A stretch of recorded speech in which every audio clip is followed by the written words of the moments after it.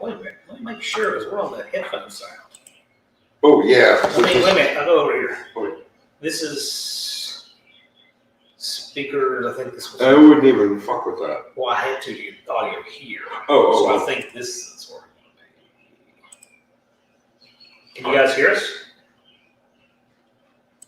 Hello?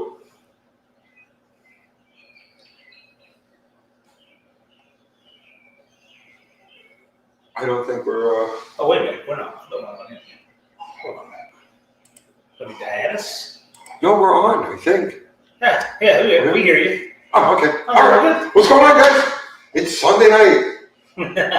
I think John Wilburn is from Howdy, guys. Global, Right. 10 days on the road, and this is how we send the trip out with a bang, being here. Did you see that? Did you see the picture? Mattress they posted on Facebook today? I don't have Facebook. You don't have Facebook. Okay. I have no Facebook account.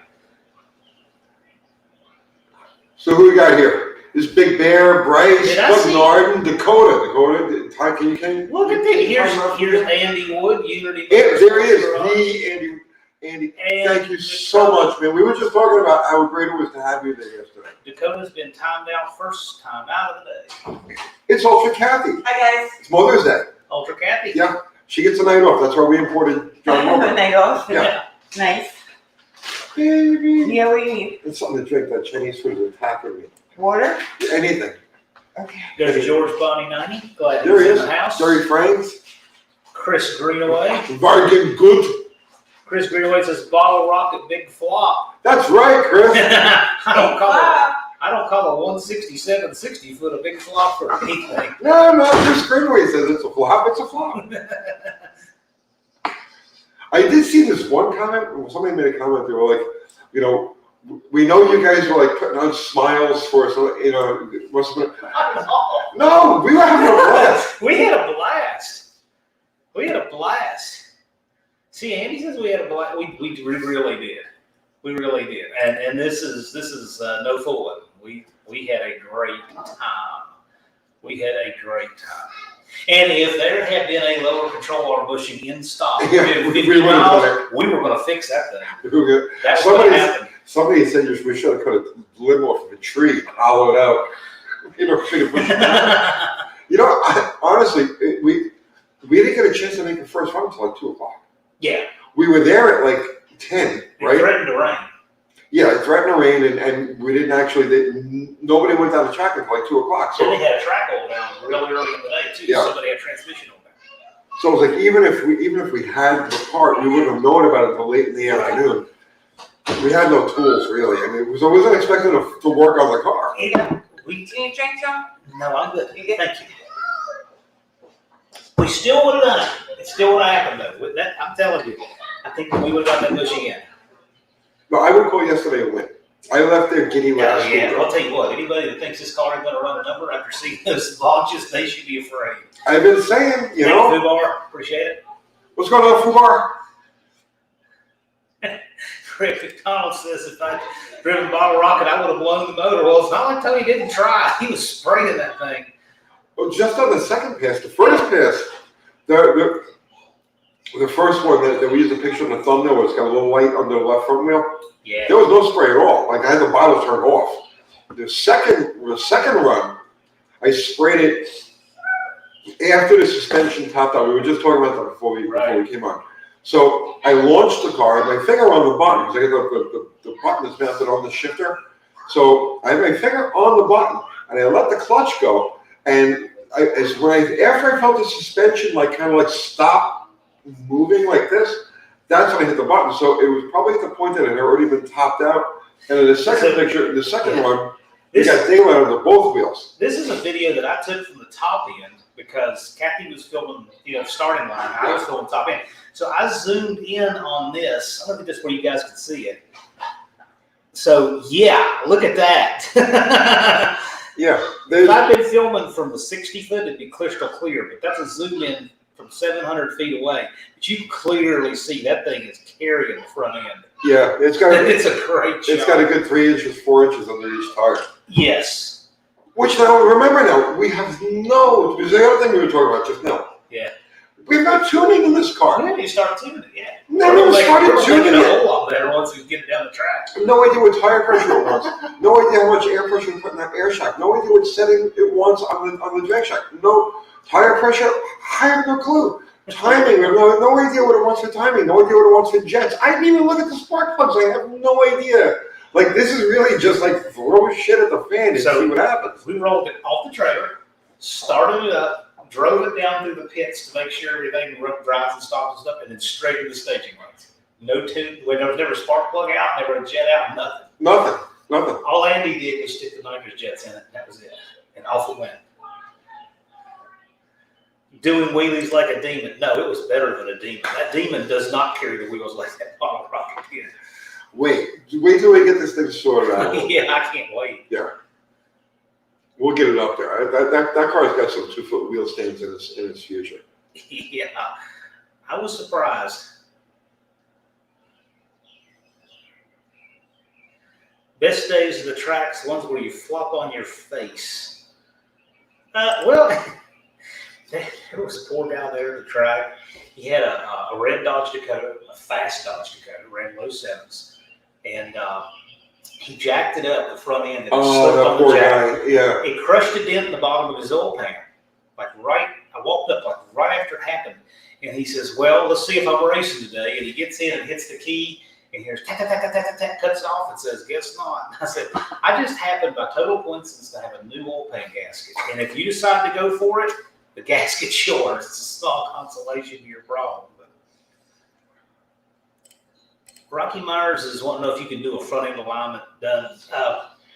It's going to be a long time. I'm going to do one on my channel. I'm going to do an old school level and square, alignment. You don't want me to do an alignment video because I'm going to tell you exactly how I do an alignment. Is I loosen things up and I drive the car.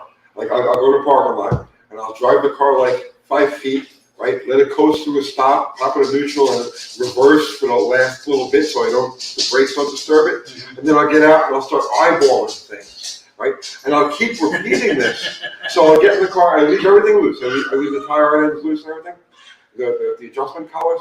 So what I'll do is I'll drive the car, right? And it'll pull a little bit to the left.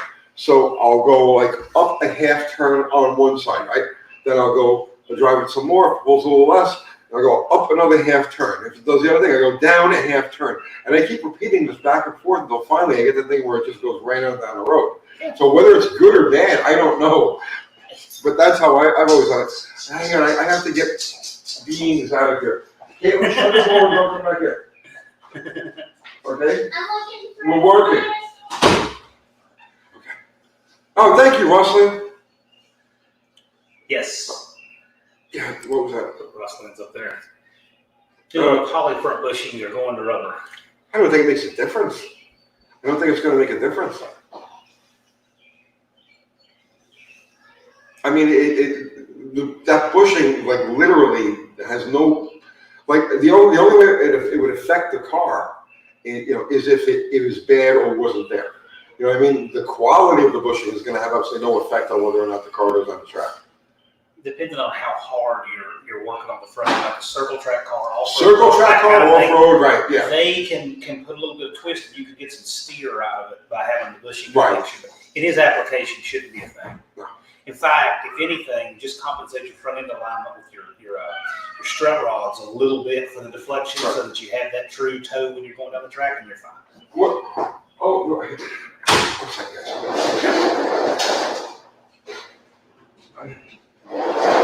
My granddaughters are over, so they keep coming in and out. I have found, I don't know, have you found, this is my experience, right? Fail trolls. This is my experience. I find that, and you know Gary French? He's a street racer. He runs a car called La Fonda, rather. Yeah, didn't ring a bell. Yeah, it's a 62. Well, anyway, make a long story short, we were comparing those one day. And I find that a car with a slightly looser setup as far as front suspension and everything is much easier to drive than one that's like precise in the drag racing. A little bit because when they're just so tight, just your grip on the wheel causes it to have a lot of input. And I know what you're saying. Yeah. Chris Green was asking how my project went. By that, are you talking about the 318 that went to Louisiana? I have not had even 1 hour to sit down and do video production. And when I get home, I've got 3 videos I'm putting up for you guys, and you're going to love it. Turned out great. Sounds mean. We ran it. Had an old station wagon that pulls the wheels off the ground because the frame was smashed. Hey, whatever it takes. Mackenzie Hutchison wants to know what kind of cams in Bottle Rocket, lifting duration. 550, it's a Com Cams roller. It's 550, 555, 5, whatever it is. It's some between 550 and 560 lifts. See, Com does their measure. They give their cams only in 50. They don't give it like an advertised duration number. Because it doesn't really mean anything. Yeah, so it's like 230-degree duration cam, and it's on the 112. And see, that's the thing, right? The car would be a lot punchier if it was on like a 110. You know what I mean? Mm-hmm. But it's on a 112, even a 108, right? But it's on it's like a grandma cam. You know what I mean? It's not, but that's because it's intended to be used for nitrous. Right. If it was going to be a normally aspirated motor, it would affect it completely differently. And it's straight up. Garrett wants to know thoughts on doing those stiffening plates in the bottom control arms. If you're not auto-crossing or something, I think it just adds a lot of weight. Yeah, I would never do something like that. No, Regular street car or anything like that. But yeah, I mean, if you're building a car specifically for like that kind of thing, for autocrossing, then you if you're doing off-road, if you're doing some of the really hard circle track stuff, what really happens is hitting potholes and stuff, and just really, really, really abusing them. I've seen the rivets loosen a little, but other than that, but here's fail. See, when you make a modification like that, right, here's something I want you to think about. Okay. Chrysler produced those control arms, cars with those control arms, identical, like A body, B body, they're the same, it's just scaled a little bit differently, but the configuration is exactly the same, right? They produced those identical controllers from 1960 to 1980 something, right? Whatever it is, over 20 years, okay? Millions of cars. Every type of high performance, every type of race car, every type of thing, every kind of special package, every kind of thing you can imagine.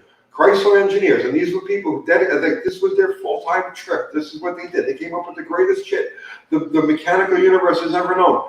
They never added a stiffening plate to a lower control arm, ever. Why? See, you have to ask yourself that. Just because you can do something doesn't mean that it's the thing to do. It just means that, oh, look, I can do something. I'll weld a plate to the bottom of this. And when I look at modifications like that, I say to myself, you must be missing something else in the, like if you do that and it helped you, it means that there must be something else in the program. It's just like when somebody goes to an MSD, right? They say, I put an MSD in my car and it goes 3 times quicker and it starts better and it idles. And I'm like, you know what? That's because you tune that thing like an ass clown. Right. And you need this MSD to throw 75,000 volts in it and sparks like this just to keep the plugs alive so you can drive it. It doesn't mean that the part made your car any better. It just means that you put a Band-Aid over your lack of tuning ability. I saw a guy mention in the comments one time, you were talking about your timing video, and he actually put in the comments, instead of doing also timing, why not just run an ADS2 carburetor instead? Because it'll give you this, that. I'm thinking, what? This is not an either or. This is you tune both. You get your ignition right and you get your fuel right. And when you modify something, you want to know, what am I fixing? What am I improving? What does this better? And a lot of times I can't even answer. No, it's like, look, okay, because Bottom Rocker is fresh in our minds. It's fresh in my mind, right? I'm like, okay. I'm going to put this in perspective now. So everybody who saw the video says, the car sounds great. It launches hard. It rolls a wheelie. It's a wheelie, right? Okay, that's like a brass ring of junker cars. Can you get a wheelie out of it? Yeah, I got a wheelie out of it, right?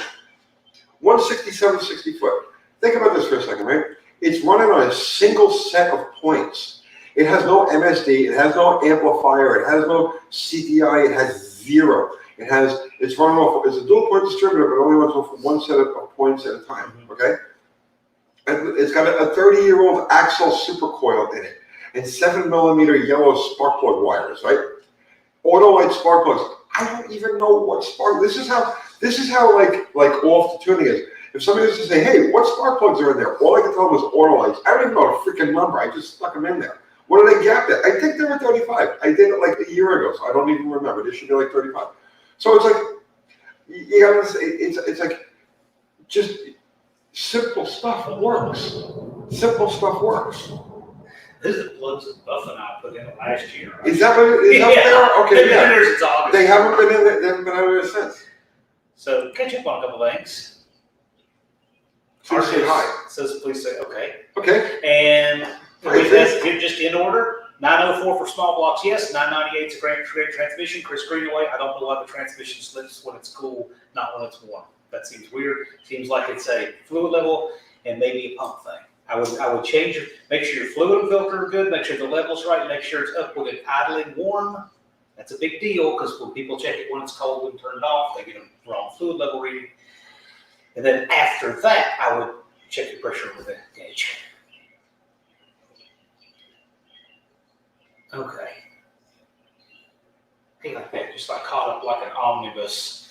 3 questions. You're amazing. There you So you're super mod. No, you're like a mod it from the future. But see, I'm always used to reading these. I'm not used to doing what you're doing. I'm used to doing this. Josh says, all I can say, the bottom rocket has been pumped to build my 318. She sounds badass. Good. You can duplicate. There are Yes. nothing on that engine that you can. Those are 273 heads. They're stock junk pistons. It has the original rings that were in the engine minus one cylinder. That's where I got that $12. I went to the motor for $12 for it, right? You can duplicate that engine. Okay. Good question. Okay. We pulled a 350 out of a 74 Malibu in the junkyard.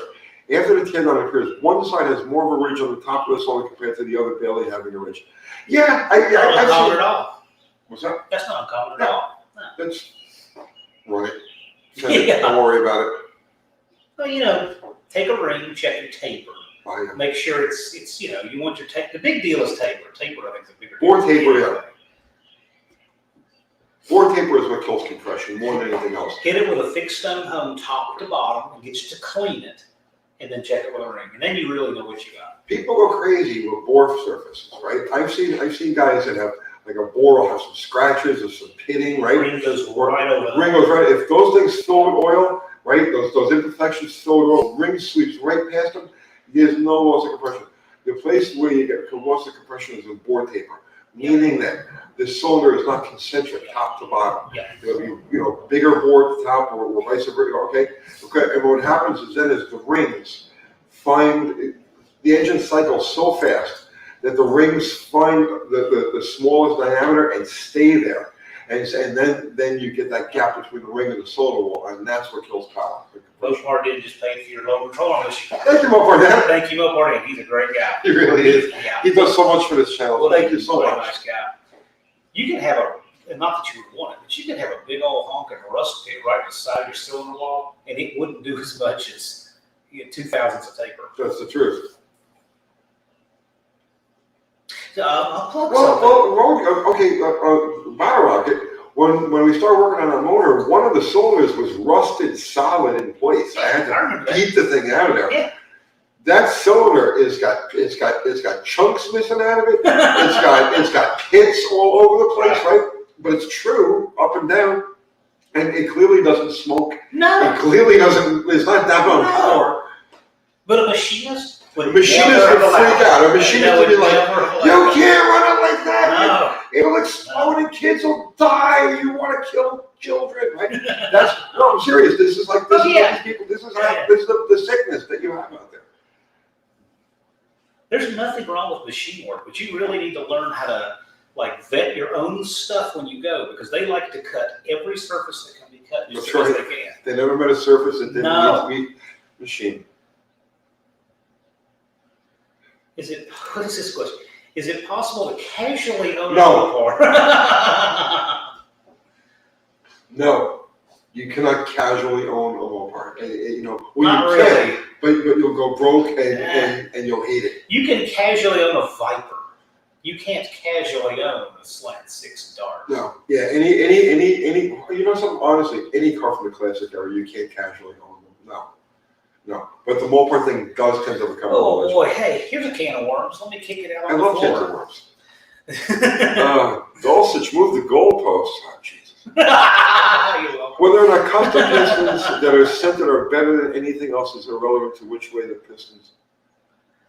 That's really deep, right Wait, there. I can't even read that. Whether or not Tired. custom pistons are centered or better than anything else is irrelevant to which way the pistons.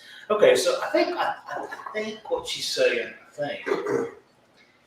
My thought on this whole thing, first of all, people make too much of it. My thought is this: I would rather have the piston in the center, the pin in the center, than anywhere else. But if I'm working with an offset, I would rather have it on the side that loads it with better geometry than the way the factory did. If I was going to be working with an offset. Ford engineers offset the crank in those engines by a quarter of an inch.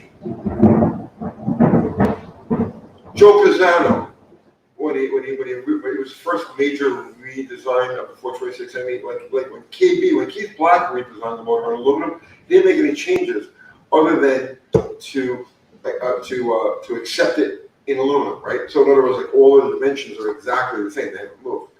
When Joe Pisano released the JP1, he was the first person to actually make any design changes to the 426 Hemi, and he moved the crank a quarter of an inch, right? All in the same vein as that offset piston deal, right? So, and that's same situation today. You look at these engines today, the crank is all offset. So they don't do it at the pin, they do it at the crank. But either way, you're still... I'm sure Steve is watching this. I know we got a lot of guys watching this. Steve, if you're watching this, jump in here. I'm sure my mom's watching this since she's on the radio. Happy Mother's Day. Yes. Oh shit. I'm so sorry. Right? Okay. Yeah. And to everybody, all of the moms that are watching out here, right? And guys grow up. Sometimes the only mom around is a guy, right? Happy Mother's Day to everybody. Next time you need crew shirts, we had them. You don't need crew shirts. I was wearing my UGG shirt. God, I hate crew shirts. I hate the whole idea of crew shirt. No, he needs crew neck. Oh, crew neck. He wants us to look uptown.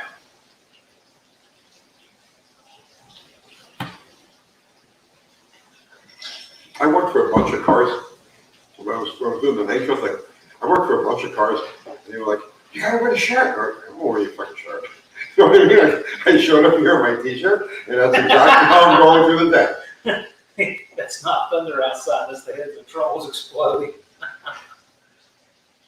Okay, so how long is it going to be before one of the trolls accuses us of photoshopping that picture of Bob Rock? Like putting it on green screen jack stands to do that shot? And he says Uptown's not happy. No, it is not. You were looking pretty swanky there, man. Yeah, well, he always does. He does, right? That well-groomed beard and everything. Yep. Not putting on the Ritz.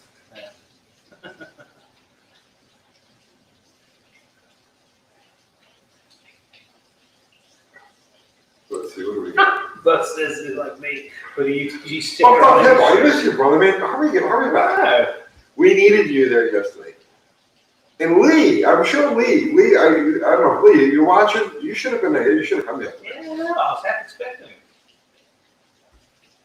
We had fun. It was a little frustrating, but it was still fun. It was fun. It really was. If there had been a lower control on bushing in stock, we would have tried to talk him in the door. We would have put that thing in. What? What is?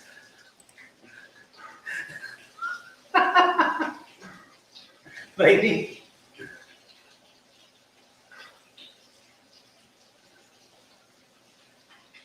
Let's see. Where in Staten Island are you? I'm in the Nashville region of Staten Island.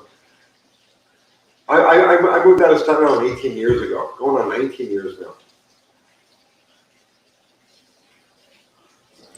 Bottle Rocket sounds good. Yes. Yes, she does. Yes, she does. Yes, it does. For a single point, low compression 273. I had a guy so there. With way too big a carburetor, like, you can't put an 850 on here, it's too big. You could go to 950. What's the next step? Yeah. There was a guy there from Missouri, and I talked to a couple of people walking up, through the pits, and he said he was watching that car run, And he asked me what was in it. I said, well, you wouldn't believe me if I told you. And I told him it was a 318, and he's like, that car's got to weigh 4,000 pounds. I said, it weighs 3,035. He says, gotta just be gutted. I said, well, that's a complete interior. Bench seats. I'm not kidding. I'll show you pictures. He lifted me in his outer space. You just need to watch the channel. That is exactly why I built the car. Right. Exactly the way it is. That's why it'll never change. Bottle rocket will always be exactly what it is. It was great. Yeah. That's exactly why I built that car. Just so people would be like, It has a full interior. It has what? It does what? All right, we got Bo Barman 78. Here we go. Got a 65 value complete car 15. Hey, Wow. Pretty cool, yeah. I grab it. Yeah. Yeah, sounds neat. Andy's taking a bet. What is this? What was Georgia Street Truck says that we think we all know Bottle Rocket won't run a 6-second. Oh yeah, yeah. You need to pony up, but no more than you can afford to lose. I watched that car leave. Yep. It'll do it. It'll do it on 100 shot. It's gonna do it. When, Did you see this? Were you here when I put that picture up? That's a picture I zoomed in from the finish line. Look at the front end on that thing. Like 3-4 inches in the air. and that was leaving without spray. I didn't spray until after the car was actually like way in motion. Honestly, right? I thought going into the project and up until I broke the axle. When I broke the axle, I knew, right? This is going to be real, all right? Because up until that point, I had a major bog because I had a vacuum secondary carburetor thing. It was just my dumbass mistake. I figured, well, I tried to make this work. It wasn't going to work.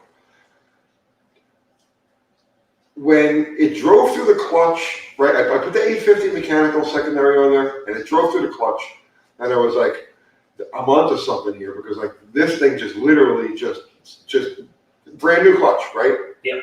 Just ate it. I was like, I'm onto something here. When we went out the next time and it broke that axle, I was like, this car works. This car just flat works.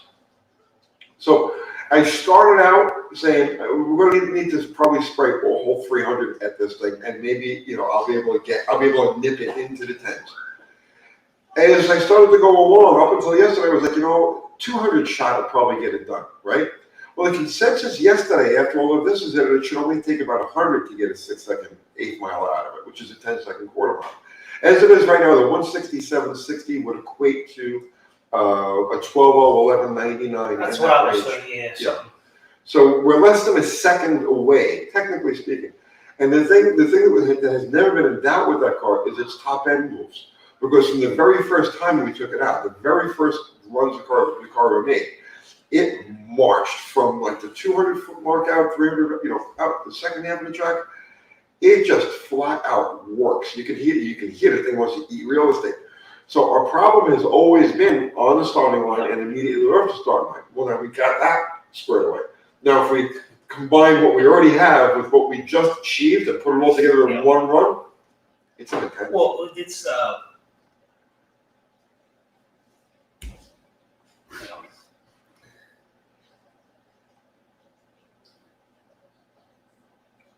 Happy Mother's Day, John. James, it's my brother. Yeah, thank you, brother.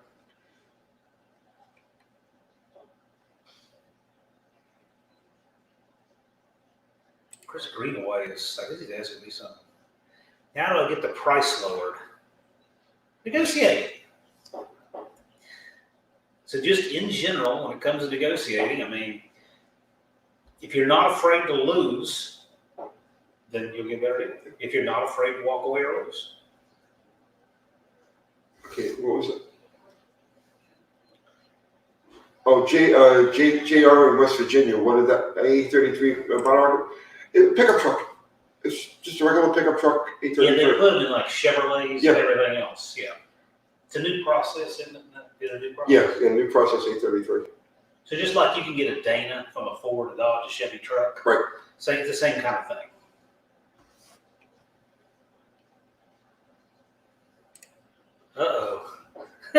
Big they're a little advanced with that stuff, yeah? Yeah. So what we negotiate instead of car lengths is plug wires on that truck.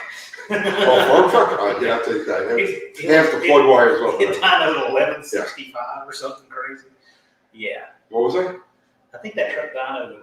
I don't know. I don't keep up with Oh, it's got to be 1160. Well, that's what it was on a motor he had a while back. Yeah. Something else. From what I said, I think it was like 950. It's crazy. Yeah. I like it. I think it's a neat truck. I think they go a little too far to try to make it look ready. But how do you break a lower control arm bushing? That's a great question.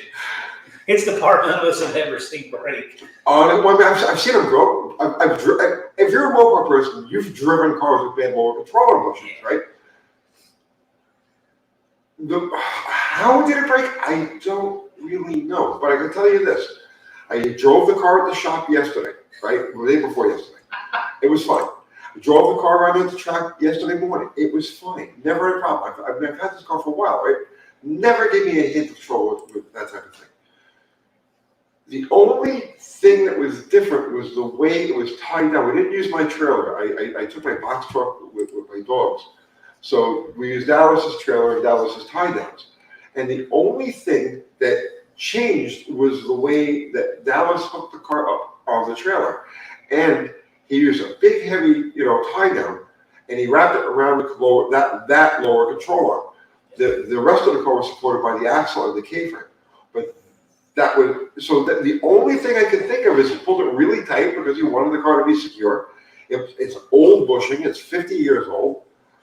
And I guess just that extra bit of pulling and then the rocking going down the road was probably enough to work a serious chunk of that rubber off. And when I launched the car, it was violent. I mean, it was violent launch. That probably shook the piece out, and then that was it. From that point on, the car was like this. It was really crazy. It was not drivable.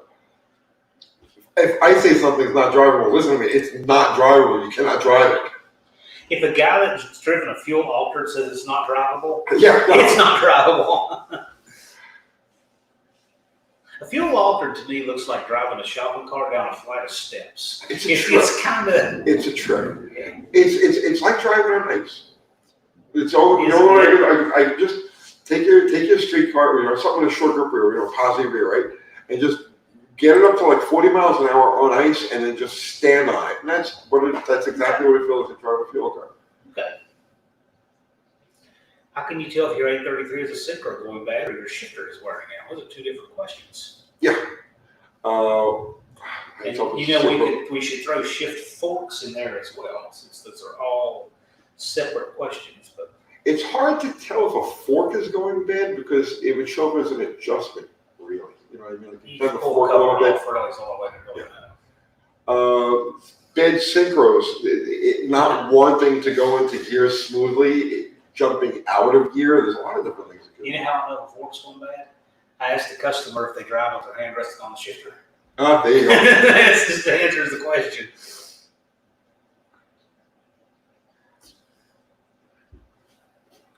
Having a garage is a big plus. Well, yeah, it is. And E-Metals says having a garage is a big plus. It is, but Andy, he built Casper completely in the driveway. Yeah. You can, there's a will, there's a way. Bottom rocket was done completely outside. Yeah, in the gravel. In the gravel, yeah. The swap wall behind the shop. I had the shop. I had the last shop at the time, but I wanted to prove a point that we're going to build this thing outside in the gravel out of completely junk and discarded parts. I built the Dark Sport outside because I like working outside. Unity Motors. Andy says, I've been racing for a long time. I've built and raced 8-second quarter-mile car. To me, doing this type of build is way more fun. Hands down, I agree. Yeah. I cannot agree more. Right? That's why I did the Line 6.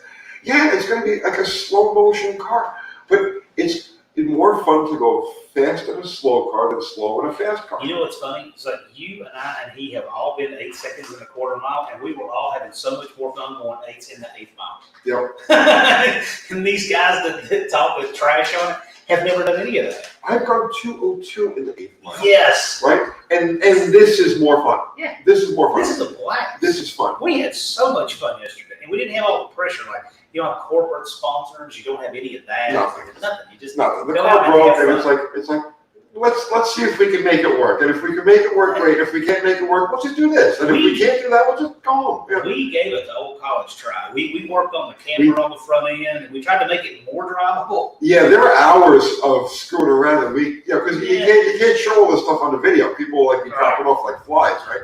But yeah, there were a couple of hours of screwing around with that thing, trying to get it to go straight. It just wasn't going to happen.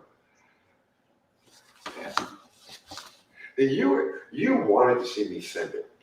you were like, Okay, so here's the bad part. you all but called me a pussy. Not quite. Don't get quite. No, you wanted to see me get over my head. I know it. No, I know. not really. But what surprised me is that it didn't bother him. You know, to him, if he thinks something is not drivable, then that's really a huge red flag. No, that's serious. He's right about that. I've driven some bad stuff. I've driven stuff where you hit the brake pedal and it goes hard left turn. So yeah, I get it. If he says it's not drivable, I'll believe that.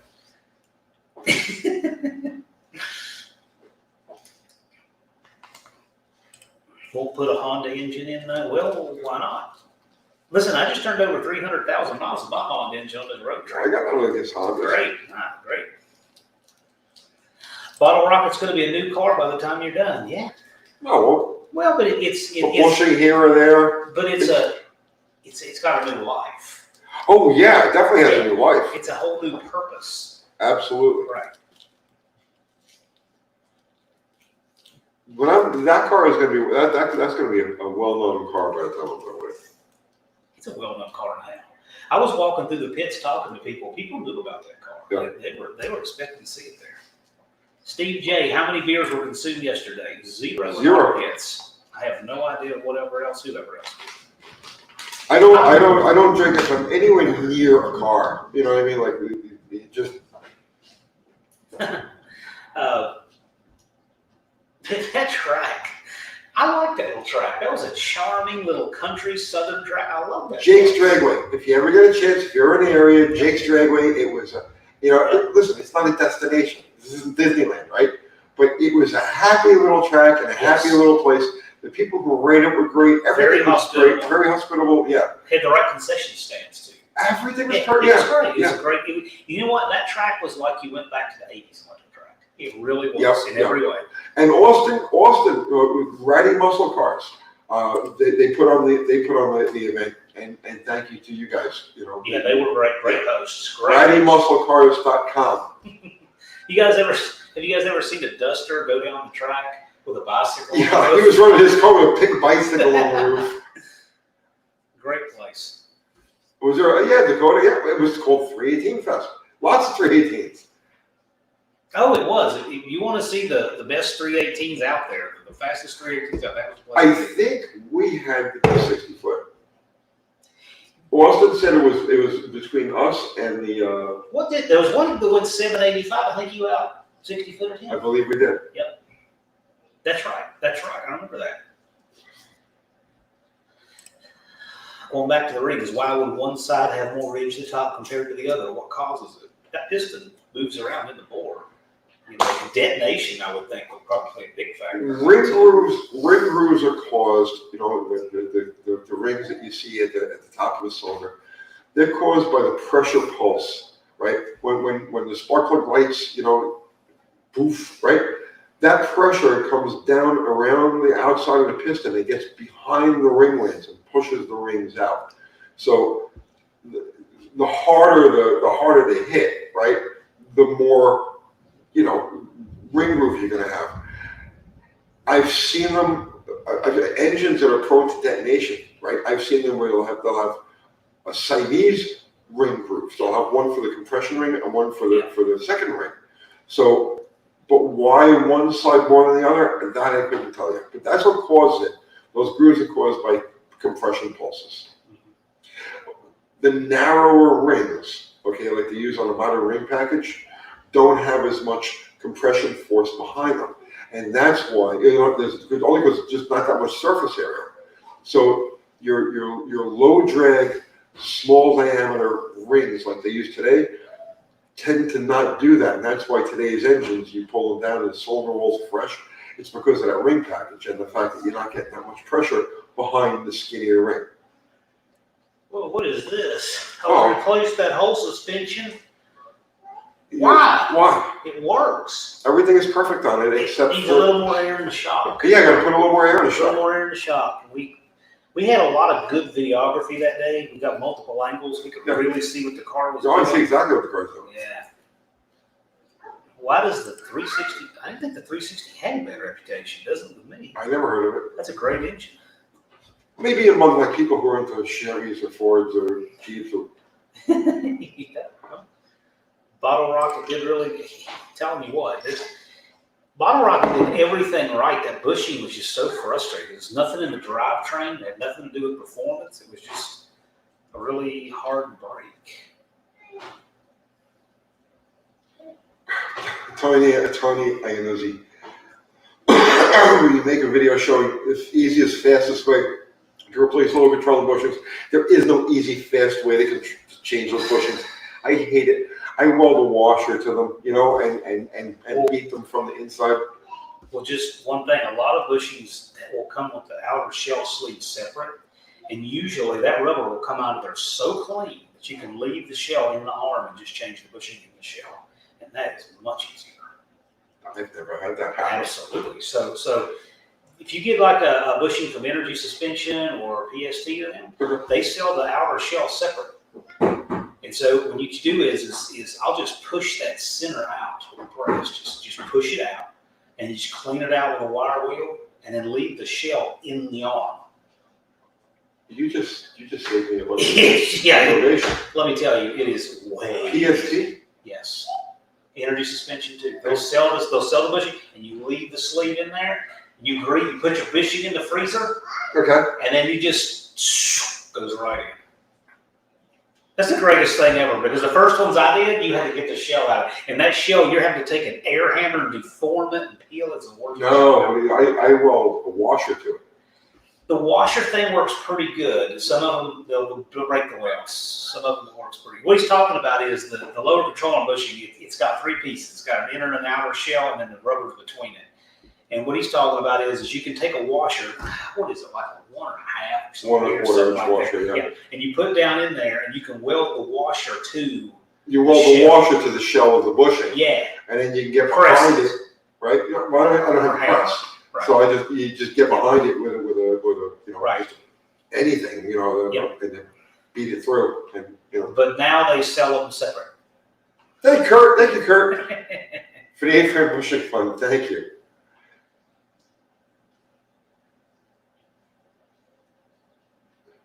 So see this, what Joe Alcott just said? I don't even know what he's talking about. But if the answer is, and they can be fixed without a computer programmer, I like it better. Yeah. Whatever he was talking about, I like it better. Bottle Rocket needs a shaker hood. Ironically, Bottle Rocket kind of has a shaker hood. Well, everything is Bottle Rocket shape. Well, when you move that hood up and put that little bubble in it, it almost looks like a 68 Super B type of. If it wasn't for the lumps, the hammer lumps in it, wouldn't it? What kind of factory? Yeah, it almost looks like the one they put on the 68 Cornets. Yep, Oscar, I've been saying that for over 20 years. It's the same engine, 130,000 bores, the only difference.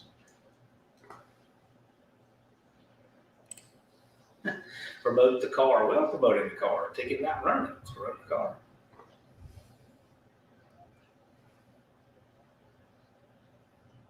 Well, what is this? I like John's cheat there. Let me tell you, the first time I saw them ship that separately, it was the thing had a glow around it. I just learned something here. This is great. It is fantastic. And you can grease it, because you want to grease it anyway. And just press that thing in and send it, it's good. See, wobble hood is wobble everything. When that car is idling, every panel on it is shaking. You can't get it on video because the video has got the frame per second. But when you're watching it with your eye, you can see the hood, the trunk hood, the door skins on the car. Yeah, everything vibrates subtly because there's no substructure in that car at all. That car is magic. Pump neoprene in with a caulk gun. No, people have tried that before. Energy suspension does stuff. Yeah. Yeah, I guess I would have It's just okay. ordered stock replacement bushings and had to struggle through that whole deal. No. Okay. No. Eventually, bottle rocket's going to vibrate apart. Nah, not a chance. She's happy. She's a happy car. It's just to know that car. She has a real personality. She's happy, very happy. Thank you, Mike. Look here. So those are They sell them without. without Brilliant. the. Look, here we go again. See? They sell them just the rubber, so you don't have to fight the shell anymore. Mike Johnson, Yes. super shot there. Chatting with a lady in the bar, she said she signed Deborah Barracuda Fastback. What was he thinking? I think that's a cool car. Oh, well, because why would you buy your daughter a Barracuda Fastback with the fold down thing and it's like. Yeah, well, you're not going to fix that regardless. Thank you, The Kurt. A-frame fun, Yeah. yes. Kurt Zimmerman's a good guy. Yeah, they're all good guys. Yeah, I know. We have a lot of good guys on here. Any people who've ever done the lower arm bushings and peeled that shell out of there know just Yeah, it's how one of those jobs. I dread. wonderful it is. It's You one of those enjoy jobs it, I absolutely but dread. now you don't dread it now. Well, I'm looking forward to it now. Yeah, because it's so easy. Unity Motorsports, wicked. He is a wicked dude. Absolutely. Andy is legit. He is. Smart guy.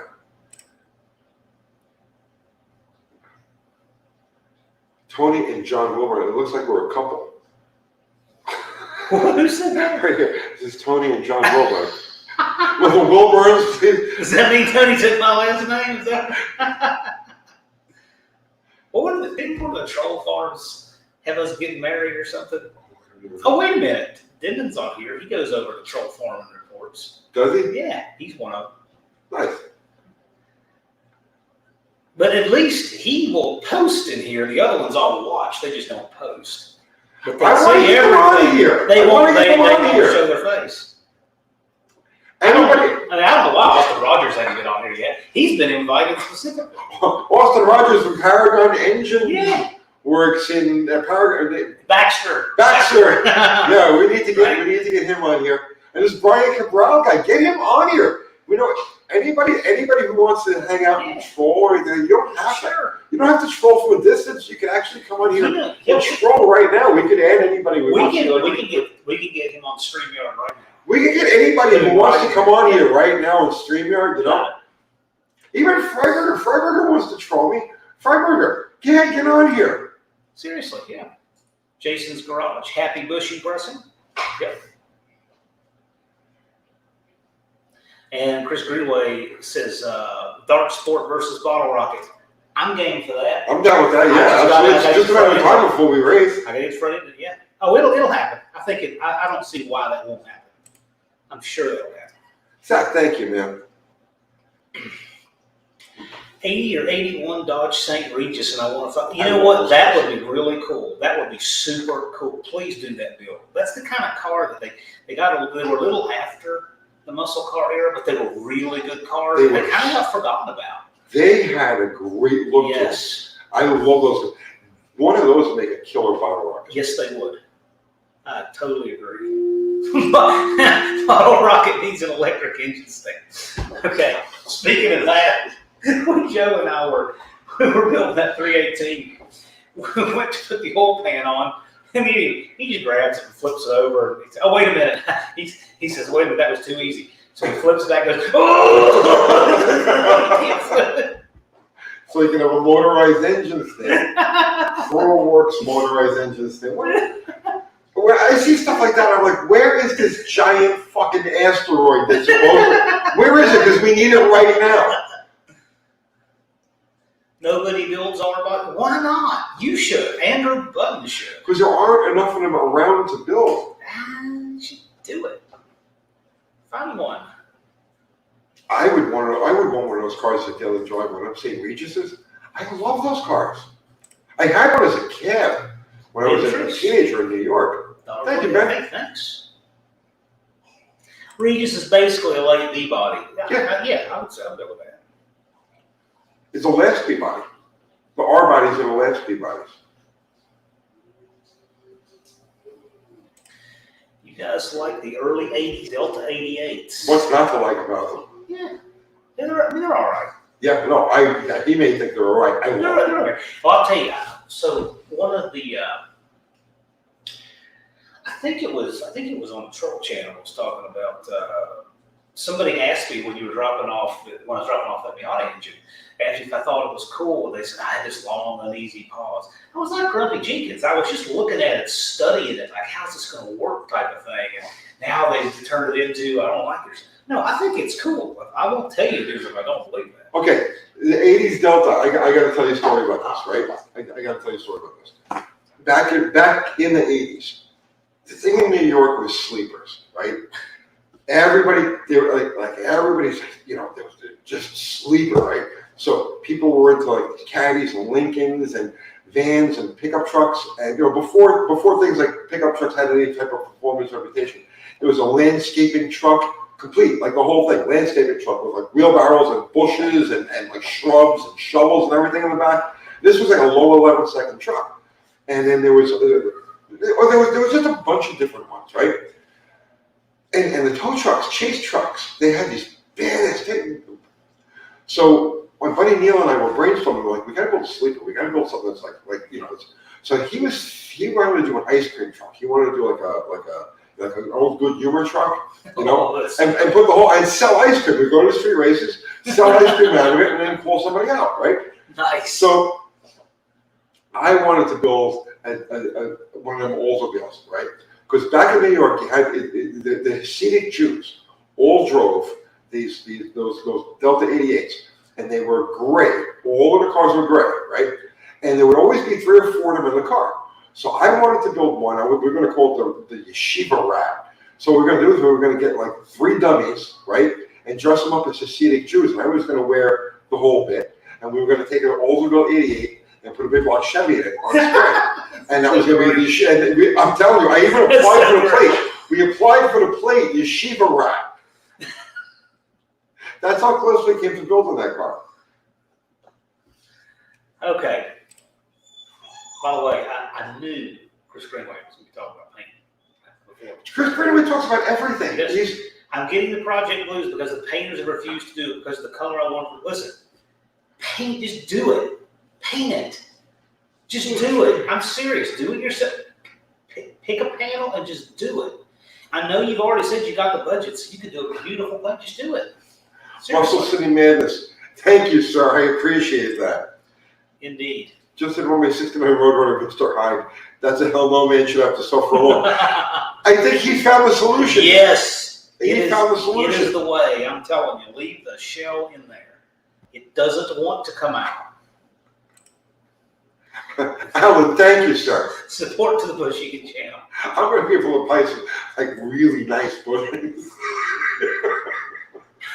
Well, I'll tell you that. Hold on, suspension company. Your finest bushings, please. So here's another thing. If you get the poly, the reason you get the poly is not so you can corner like Talladega. The reason you get the poly is easier to put out. Exactly. It's so you can install the things. Fight the rubber. Right. So get the poly no shell, and you'll be like, they should have done this 30 years ago. I'm on it.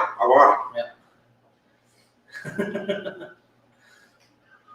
Right, because it's not because the quality of the bushing installed, it's because the rubber's harder to put in. Exactly. Of course, the best way to do it is to put the shaft in the bushing to support the inside, and then you push the bushing into the shell. But anyway. See, it's rare when you find one of these dreaded projects on Mopars. We don't have nearly as many of these like Ford does. Like Ford has dozens and dozens of dreaded projects. Right, we only have a handful. Just a couple. Yeah. We're spoiled. Yeah, we have better engineering to start with. Oh boy, what here? Will you or should you drive a stock Miata to compete against the Slant 6 Miata? No, man, I'm gonna as soon as I've got the Miata like running, I'm gonna get somebody who knows autocross and say, here, take this car and tell me what we got to do to it. Yeah. Yeah. I don't know enough about handling to make any judgment calls. Are urethanes available? Yeah. There's more varieties of urethane ones available than rubber ones available.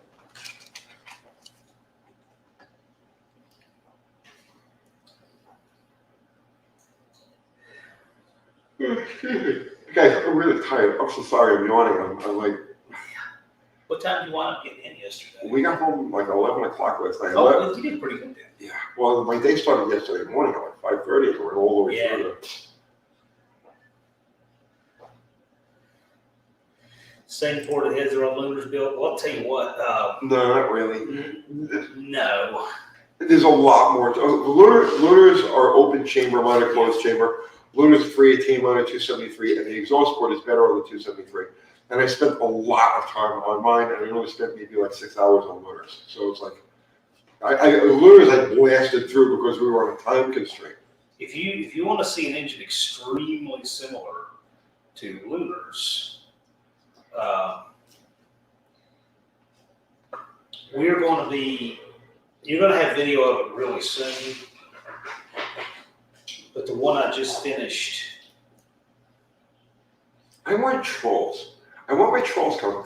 How do we get the trolls to come on here? I don't know. They won't. There's this one right here. This is the one we did. So you guys are going to get the first sneak peek of it. This is the first startup of the 318 that we took to Louisiana. Why are you standing so far back? I'm just by the camera with the oil pressure gauge. Oh.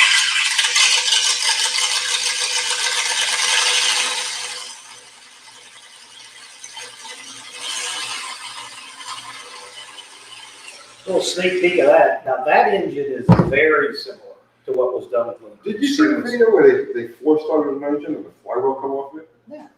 Yeah, Did you get to put the bolts in? I don't know what they probably didn't tighten it down or whatever. And the guy's revving the piss out of it. Flywheel comes off the back and it just takes off. He didn't put any bolts in. Start calling out road trail. I mean, they have some loyalists, and I like their stuff. Okay, it's do a 904 to 727 use the same bell housing? It's the same pattern. Bolt pattern. It's big and small block use different ones. It's different than a Chevrolet in that regard. Need to make the bottle rocket your daily driver to work the buttons out. Boy, that'd be a wild daily, wouldn't it? I mean, I could. I just really don't want to. You know why? I like the car. The car's clean. You know what I mean? Like, as I go along, I'm cleaning underneath it. You drove it through puddles. That drove me crazy. I was like, why'd you drive that car through You puddles? missed Andy hitting a puddle over there. Oh, I don't know. I didn't miss it. I felt it in my soul. He was turning the corner. He went through that. Oh, Andy was behind you when you get back to that. A little at a time. I'm detailing the car. Like I mean, I do like a couple of square inches at a time. Like if I'm walking past it, I got a rag, and I'll get in there and do this, right? So I figured after a few months, it'll actually start to look really good. And so it's like I don't want a daily driver because I don't want it to get dirty. I want to make it nice, you know. We had a couple of people ask what a poly motor is. Oh, it's just I know. a poly is a cross between a wedge and a Hemi. How's that sound? That's a good explanation. Okay, a canted valve engine is very close to being a poly. You're right. But basically, a poly is a Hemi that instead of the valves being, I'm sorry, I'm going to show this on the camera. Instead of the valves facing like this, they're like this. Okay, they're in line, but they're facing in different directions. That's the difference between a poly and a Hemi. Chris was want to paint a car black. No. Glutton for punishment there. Oh, what is this? I just skipped on me.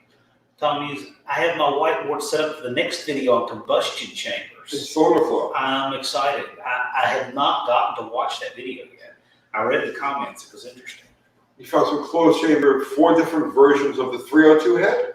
People ask me a lot about those 302 heads. Yeah, that's a good one. Yeah. Looking forward to that.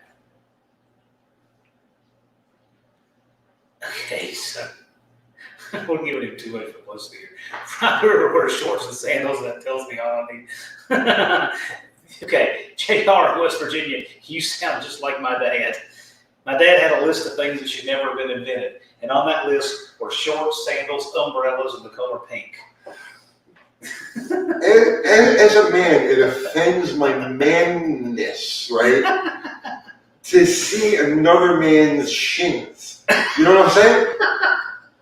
Much less feet or anything like that. It's like you have no idea. It's like, in my mind, the only parts of a man that should ever be seen are the head. You know, you guys see people's head, right? Their arms, you know, and their hands. That's it. The rest of the male body should be fucking covered as far as it could possibly be covered. So I was on the beach a couple days ago. There you go. Black shirt, exactly. jeans, Right. and shoes. There you go. And yeah, I wear the same thing on the beach as I wear the track. Yep, right I do believe the last time I was at the beach, I was wearing the same exact thing. Yeah. Boys are weird. Coming from you, I accept that. Absolutely. You know, the female body, if God made anything finer, he kept it for himself, okay? And the male body is just like, get that thing out of here. What I miss, no one's really throwing shade to Freiburg. We just saw a funny comment about shorts and sandals. So I saw him. I passed him on I-40 a couple of years ago. Yeah. He and Finnegan were driving that bobbed Lincoln. Yeah. That thing, and I passed him, and I didn't know that was who was in it. And then later I saw the episodes. Yeah. What's all the shit to Freiburg? Did you see the raspberry at the end of that video? Oh, here we go. Rider of a pale horse. He wants sweat shorts. You did you sweat shorts? We have ruined the comments.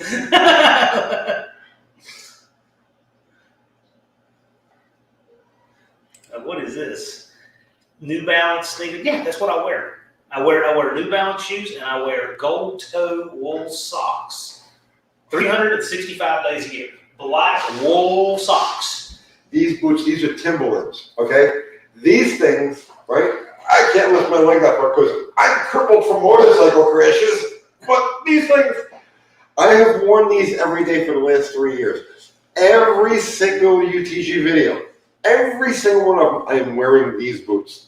They're just about done. They're flattened out, but there's still sole left. There's no holes or anything like that, but they're starting to get like really compressed.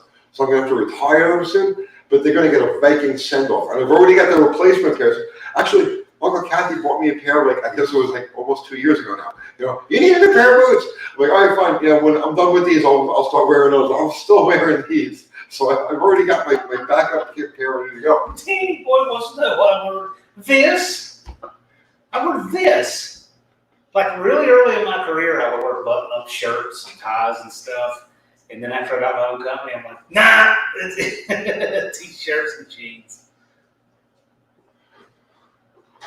Can you say athlete's foot? You can't have athlete's foot if you're not an athlete. New Balance made in the USA. I don't think they are anymore. I'm actually going to look. No, made in Vietnam. They're not made in the USA. I didn't think there was any pair of American-made sneakers, or if there was, I'd be wearing them. If they made them wide enough. Kyla Penley would buy UTG flip-flops. Well, Kyla, I would sell them to you because you're a chick, but no way, I would never. There's just no way. You can tell me, yeah, you'll sell 1 million pairs of guys UTG flip-flops. I'm like, no, I ain't gonna do it. Can't do it. Hawaiian shirts. You know who the #1 consumer of Hawaiian shirts are? I used to wear Hawaiian shirts all the time. Guys who carry guns. They're great at hiding your characters. I used to wear, all I wore, like in the 80s, the middle 80s, was Hawaiian shirts. I was doing the magazines, like I was doing Cars Illustrated. Yeah. In fact, there's a picture of me in the back of Cars Illustrated magazine that they ran in an ad, so it was in a bunch of different magazines, and I'm wearing a red Hawaiian shirt, and Mr. Spock is behind me, you know, club me with a tire iron. Don't ask. I don't. Who wouldn't buy from a real estate guy? An uppity person from up north with a degree from a business school. That's it. High-end New Balance are made in the USA. Okay, well, that's a good tip. I try to buy American-made wherever I can, wherever it's reasonably possible. Any point in balancing the rods if running just over 6,000 RPM? No. Our rocket runs that much. You're shifting it there. It's factory balance. And when I miss a shift, which is quite often, it's only $7,000, no problem. Turns to that. Yeah. What is? Wait a minute. I feel like you need to run a quarter mile. Eighth seems to. We haven't even made it down the eighth yet. Hang on. The only quarter-mile track I have anywhere near me is Bowling Green. It's 100 miles away. I'm right by. Okay, we're still talking sneakers. I'm right behind you. I'm at 9.5 40. My feet are square.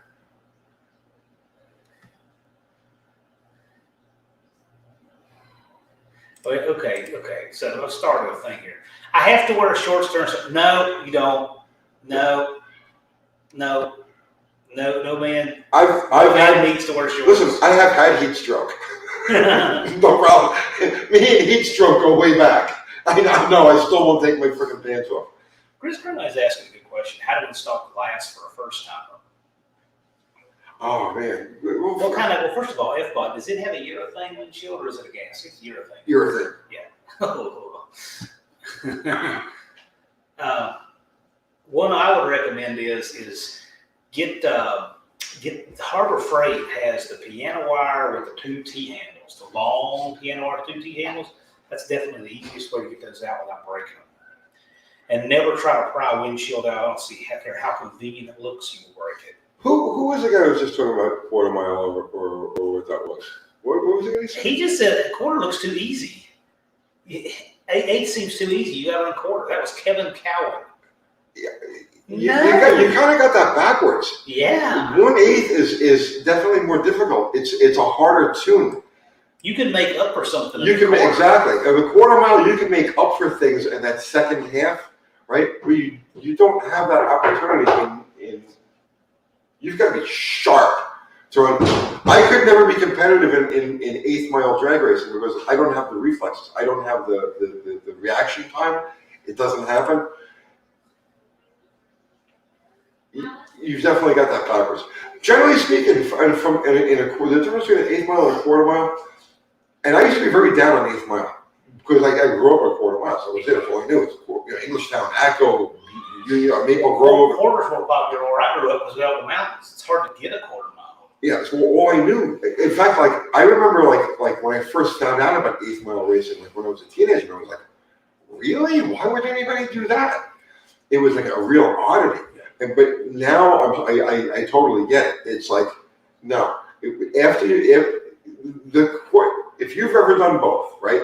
The big difference between a quarter mile and the 8th mile is that in a quarter mile from half track, which is an 8th mile, to the finish line, you're sitting there, holding on. Yeah. That's all you do. You just for the last half of the track. Because think about this, okay? You've launched the car. You're already wondering what it's going to run. Just watch the end. All of this. That's the run is over.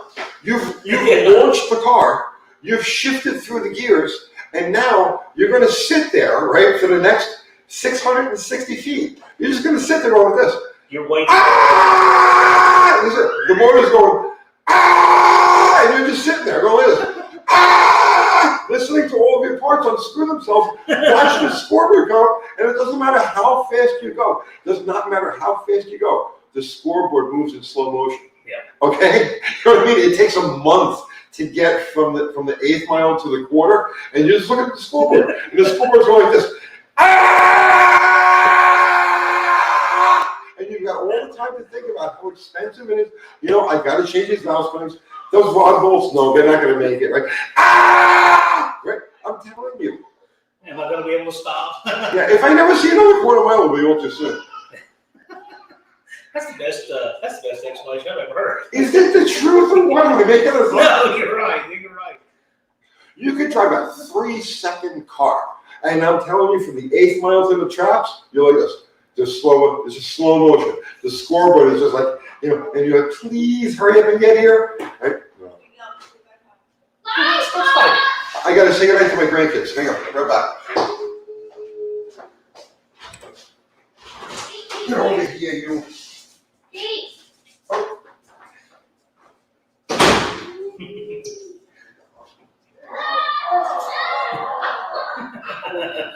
It's an animated place tonight. This is fun.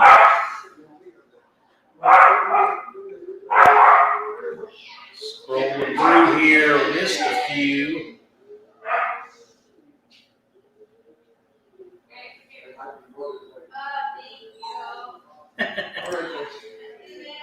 Just bought a pack of blades. I'm gonna start cutting up my car and pull out the old 318 stashed from under the house. Look at you. Yes, that formula does work. Okay. Yep. Just, this guy says he's gonna pull the 318 out from under the house. I can't see the screen. Because the formula works. Yeah, it works. It does work. That's why we do it. It's fun. Andy got home. It was 1,007 miles. Oh, jeez, Andy, I owe you 3:30 one. with that guy, really. I owe you one. In fairness, Andy gets up that time every day because he works from crazy o'clock in the morning, and that's just his shift. Lunar Outlaw Garage in the house. Oh, how you doing, Brian? Well, Ryan, hope you're well. Are you going to Chrysler Car? I will be there. I probably won't. There's not any mask stuff last year. Probably not. That's beside mask or not. I got so much stuff going on over here. I don't have time. Don't have a lot of folks there. I'm going to be there. Don and Wendy English are going to be there. I would love to meet them. Don and Wendy English. Wendy, happy Mother's Day. Got a lot of folks going to be there. And we're all staying in the same place. We'll have a little party maybe. We'll definitely do a Then Brian, wish your wife, your beautiful wife, a happy Mother's Day. I know you guys had twins. That's right. No, he's got the new critter. He's got Theodore. Oh, I do. Right, that's what I'm saying. Yeah. Theodore, right. Mm-hmm. All right. Mexican Speck says, hello, I am back. Good. What's going on, Mex? We're always glad to be back. Uncle Kathy brought me more water. Jen, you want a drink? Oh, I would appreciate What that. would you like? Just water. Water? It will be wonderful. Thank you. thank you. All right. Seems like an 8th mile is almost making it look okay. It's what? I don't know. Eighth mile is a challenge. 8th mile, you can't make up for anything anywhere. You got to hook the car. It's got to work. Reaction time is more important than 8th mile. Everything becomes magnified. Everything is magnified. You have to get your run has to all be ready in the first half. Well, you think about it. Okay, so Andrew, think about it this way, right? So in your incremental time, so you got your 60 foot, your 330, your 8th, and the quarter. Okay, why are those early times so important? Okay, they give you 1,000 foot time on a quarter mile also, but the main focus is your 60 foot time. Then it's what did the car do in the 330, and then what did it do in 8th. Those are the main tuning parameters or judgment how the car is going to run. So obviously, what happens in the first half of the track is more important than what happens in the second half of the track. So just get rid of the second half of the track. And if it was up to me, I would shorten the track to 2 feet. I don't need, you know what I mean? I think that would be the best drag racing ever. Have a 60-foot race. Yeah, just run to the tree. Go from the lights to the tree, whatever it is. Like what was it? That was just the distance. What was it, like 18 feet, 20 feet, whatever that was. Oh, I don't know. Yeah, a 20-foot long drag through would be ideal for me as far as I'm concerned. So Dakota says LOL, and I say time out. Look at that. Slip Slop says this is painful. Okay. How cool. Yeah. I'm glad we were able to, Absolutely. pain you. Right. Would you like us to talk more about shoes or more about 8th mile? What do you think? Andrew Button says quarter mile is definitely funny to watch as weird things happen at the end of the track. I don't know about that. Yeah, I don't know about that either. And Danny Boyd says quarter mile is twice as much racing. I disagree with that. So let me ask you a question. Thank you, Kyle. How many drag strips do you know of that have stands at the quarter mile mark versus how many Not have many. stands on the starting line? You know what I'm saying? Tell me what track has a set of grandstands that actually have people in them, right? So think about At the it. finish line, there is none. It doesn't exist. All the stands end by the 8th mile. Watch the spectators at a quarter mile track. You'll watch them watch the cars to the 8th mile, and then they'll see the other cars pulling up in the water, and they glance over and look at the clock and back. Exactly They're that. done watching by the 8th. Exactly that. The only time that's not true is if they're running something like fuel cars or whatever, where shit explodes. Yeah, but that's because fuel cars, the whole run is 4 seconds. Right. You're not going to ever watch people watch 15-second cars go the whole quarter mile. No. It just doesn't happen. We were just talking about magnet motors. I think they're great. We're going to be talking about more of them in the future. I thought it was a safety thing. No, I've seen stands, but you don't see them as often. Yeah, there's nobody really cares.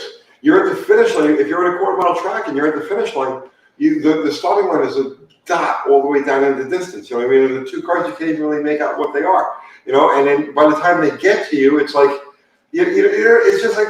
Right. Now, for a neat experience, go, to the bank or the fence or wherever and watch the car at the quarter mile. That's kind of different.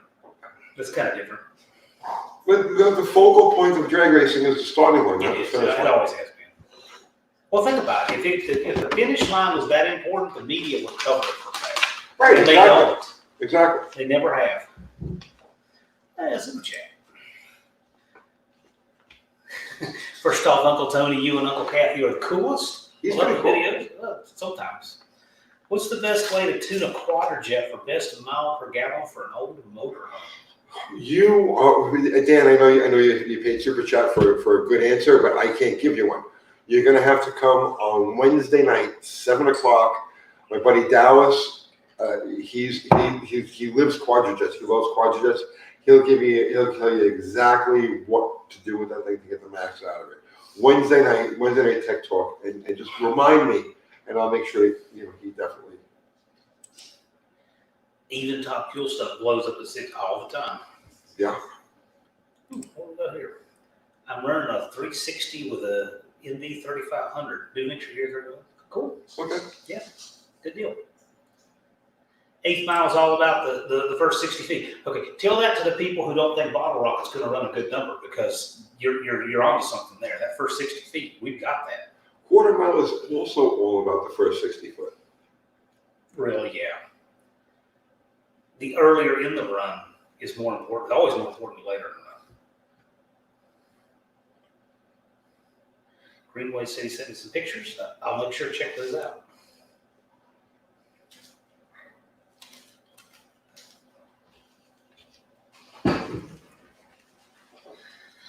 Howdy from Missouri, I'm assuming. I can't wait to see the U-joints fly apart. We'll see. We'll break them. Well, I'll tell you what, though, he does have the bolts all the way through the yoke. To Oh, the yeah. threaded, which is a huge improvement over threaded in and not hold the straps down. My dad broke U-joint after U-joint in his Jeep that were flying out, and I said it's because those bolts are not seated all the way down in there. And so on the third U-joint, I tapped it out and did what you did. I had it going all the way through. Never had another problem. Yep. Most of the problem with those strap types, it's not the strap, it's the way it's secured. Yeah, people go and they buy these expensive yokes. Yeah. You know what I mean? Made out of unobtainium and all kinds of other shit. And no, just drill through. You know what I mean? Just drill through and run a nut and bolt. The strap is fine. The strap isn't a weak point. Just drill through, run a nut and bolt through the stock strap. Save yourself $75. That's what my dark sport is. It's straps. It's fine.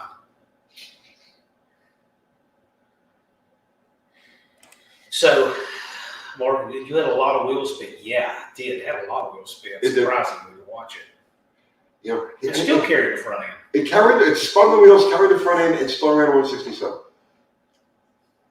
You're going to run a 1.560 foot board. Yeah, it's going down.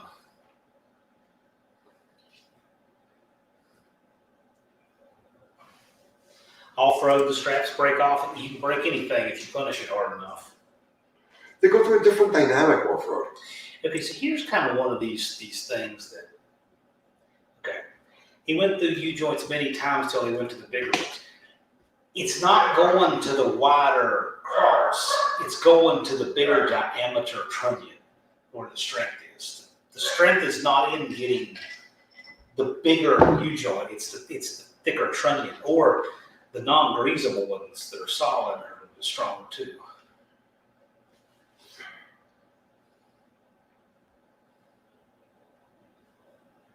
1350s and everything for safety's sake. How about drive shaft loops? Yeah. It's my buddy Bob broke a drive shaft in his car. He had all aluminum interior. He Oh. said it looked like a medieval mace was swung around in there. Dan Smith is still looking for advice on how to trim the cartridges. I'm telling you, Dan, Dallas, Wednesday night, tune in on Wednesday night. Dallas will hook you up. There's nobody who knows those carburetors better than he does. He's a quadrigen guy. Yeah. Motorhomes are thirsty. Yeah, no, that's the truth. Yeah, that's why you put smaller bodies on them. So this question came up last time. So there's a spacer change. Okay. Some of the carriers, there's usually what's called a carrier brake. Right. Okay, so they run up to a certain number, then there's a brake, and then what they do is they move where the ring gear sits because the thickness changes, so that you don't have to run a bizarre size of pinion with it. Yes. And so you just need to find out where that brake is. And There is no spacer for that. I assume he's talking about an 8 1/4.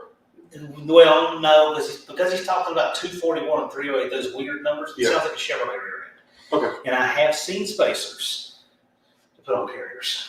I've seen little billet spacers you can put on there, but the spacer would only be if you're running the carrier for the big ratio to go to a higher gear because you're going to a thinner ring gear. That'd be the only way it We would missed work. a super chat. We did. Really? No. No. No.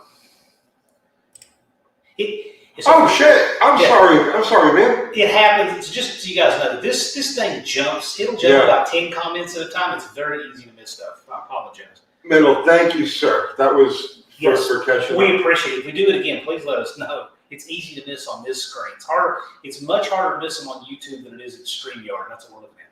My 360 has 8 valve rotators. They go on the intake. Exhaust. Or not at all. And don't use them at all. Yeah, I was gonna say. Right, don't use them at all. Use And them you at all. can't use those springs. Those springs are different. They're shorter. Yeah, just don't use Toss them, put a set of regular ones. But if that's all you've got, because he's sending foreign money, which means he's from a faraway place. That's a great observation. Yeah. So, okay. So my advice to you might be different than Well, because. it's pounds, so it's Yeah, but Britain stand. right, but how many small block mobile If you options does he If you have? must run them on Yeah, the if you exhaust. have to run them on the exhaust side. If you don't have to run them, just put a set of standard springs all the way across and use the regular retainers. You got it. And then I don't know what all else you're doing pursuant to this, but watch, I think you did a video on valve lapping, how you get your lap your seats in. That's real important, is make sure you get that good seat. A lot of my experience, the things that have the rotator retainers typically have the cruddiest, most carbon-fouled valves and everything, because those kind of go together with what they came on. All right, back to live here.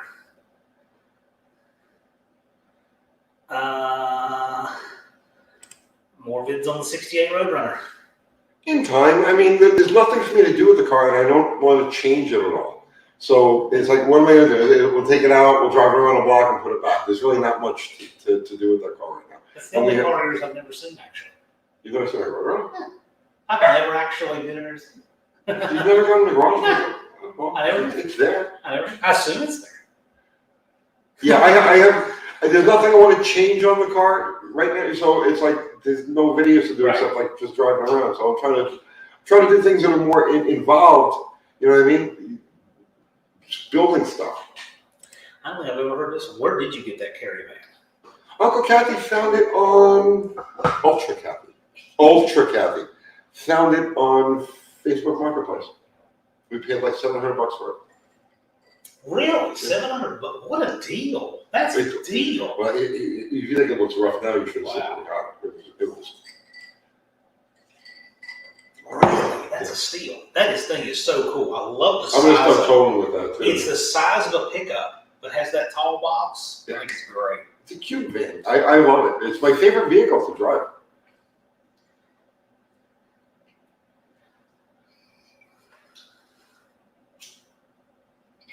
What's going on here?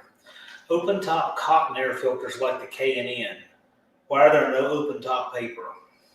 If I had to guess, I'd say you wouldn't want the paper to come loose and get your carburetor for one. Yeah. But those things are worth some power.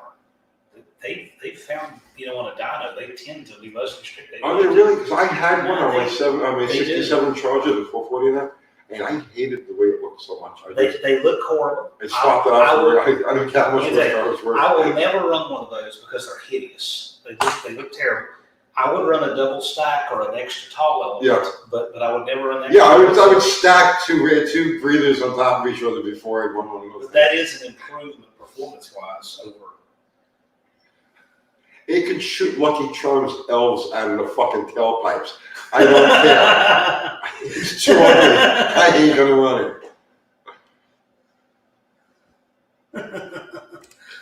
Here. So you said you would drill all the way through. Is there a certain length of nut and bolt to get in? Is it grade A? Okay. So Mopar Man 78 here, he wants to do the same thing on his U-joint straps. Yeah, just drill all the way through. Yeah. Yeah, drill a 5/16 hole. In fact, the threads will center up your drill bit, and you can just tap it all the way. That's the truth. He's right. It's Exactly. easy. It's not even like a hard. You can even do it under the car pretty easy because you don't have. It's not like you're trying to drill a hole from scratch and get it straight. Yeah, you don't have to take the yoke off. He's exactly right. You just right through. Hey, so please wait. There's somebody from the UK wanted you to say happy 35th birthday, Scott. What? Was that a super chat? No, it was a email that I got. Oh, it's an email? Okay. Who? Scott. Scott! Happy 35th. Happy 35th birthday. You're halfway to 70. Halfway. I don't Nice. know if he's going to see it. I hope he makes it the rest of the way. Will 80s 318 heads work on a 2002? They. How would you? I mean, Wait. are the oiling passages even there? Yeah, on the yes. Okay, your problem is going to be roller cam or non-roller cam. So 86 and older heads are going to have a small hole for the push rod to pass through, and the 86 and newers are going to have, or 87 or whatever it is. Roller cam motors are going to have a larger hole for the push rod tube, and it's easier said than done than just drilling out the hole.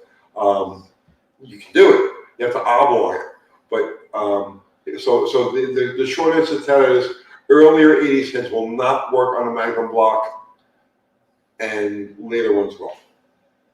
But you'd have to store oil for the push rods. No. And those late 80s heads had the same cracking problem between the seats as the Magnums. Yeah, come to think of it, actually, you really wouldn't be able to, because how would you oil? Well, that's what I was saying. Do they even have the oil passage in the Magnum to oil those rocker shafts? That's what I was wondering. You would have to tap. You would have to tap an oil galley. Okay, that's what I was. Yeah, don't bother. You The Magnum could do heads it. are so good. Why would you want to even screw That's around with why. that? You know what the reason you're asking that question is because nobody's ever done it. There's a reason. No, I guess Why that would would they? be why. Now, why would they? Yeah, well, why would you want to? 302 Yes, cast versus Magnum. Those are actually both really good heads. They both crack between the valve seats, but they're good heads.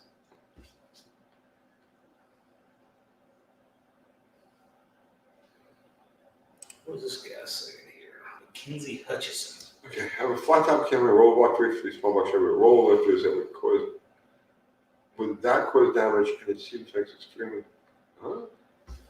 Have a flat topic cam on my roller. Oh shit! No, you can't do that. Oh, he's got a flat topic cam and put roller lifters on it. He put roller lifters on the flat tappet can. No, I that swear to doesn't God, work. I know a guy who did that. I knew him very well. If you tried to run this with that angled cam, that 1.5-degree angle, and that peaky low and all that with roller, it just started and run. Oh yeah, because he said it acts diesels while I shut it. Well, yeah, that's why you're destroying that cam with sledgehammers when you run it. Well, okay, that's besides. But what you're doing is essentially you're getting the same lift and duration as if you had a hydraulic flat tappet on there with no oil in it. So yeah, no, that cannot work. Take that apart. I actually knew a guy. I can't. You can't make this up. I knew a guy very well who tried that on a nitro motor. He had a roller cam, a flat top cam, he put roller lifters on it. I never saw such an explosion happen as it going into the water. It just, so you can't do that. Cannot do that. You cannot ever, under any circumstances, run roller lifters on a flat tapping cam. Cannot be done. Do not do it. Well, he's done it, but it's not going to end well. No. So what happens over time is you've got that degree and a half of taper in the flat tap cam to rotate the lifters. Would it eventually just cause the lifters to grenade? It would run so terribly, you would never get to that point. Yeah, probably. My rear is a 488 and I top out at 202 kilometers, bro. Whatever that is. I don't know how fast 202 kilometers is. 3,800 RPM hard red line. Okay, so what is a 38 RPM hard? It's only you need valve springs or something. I don't know. Matt's just coming from a different place entirely, man. Yeah. Well, different he may be ramp running like 70-inch tall tires. He's got a monster truck. That's what it is. What is a good aftermarket head for a 360? You're asking the wrong guy here. Yeah, that's a buyer's guide question. You know, and I mean, I would even be hesitant to if I knew of one, I would be hesitant to throw it out there because it would feel like I'm being sponsored by the aftermarket head manufacturer in question. So what I would do is say 318 will run. That fella, he's got some aftermarket heads. Check out his channel. 318 will run is a very good channel. Yeah, he's a good guy. Very good channel. What ZDDP additive do you recommend? You just use like Rotella, don't you? I just use Rotella. Yeah, for a brake and oil, I'll grab any of the brake and oils. They're all freaking the same. They've all got adequate ZDDP, zinc. But for regular running, I just run Shell Rotella. And somebody told me that the Delvac has the same exact amount as the Rotella. The Valvoline Racing has a lot of zinc, and Rotella has a lot of zinc. Some of them say they do, they don't have very much. 202 kph. It's like 120. Thank you for doing the math for us, Cameron. Thank you, Cameron. We trust your math. Anything else planned for Bottle Rocket other than the lower control arm? So you do anything at the same time while you're in there? Yeah, I'm going to swap over to drum brakes, which will save 40 pounds of unstrung weight off the front of the car. You want to watch it wheelie, boy. Take 40 pounds off the front. And it was doing it. Listen, right? It did that. It got daylight under the wheels, right? With heavy steel tires, disc freaking brakes, which Chrysler disc brakes weigh like, they're ridiculous. There's just sheer tonnage there, right? So yeah, the car's getting a set of drums while I got it apart. Best heads for 360 aftermarket. The factory castings are good. And then Kyla is right.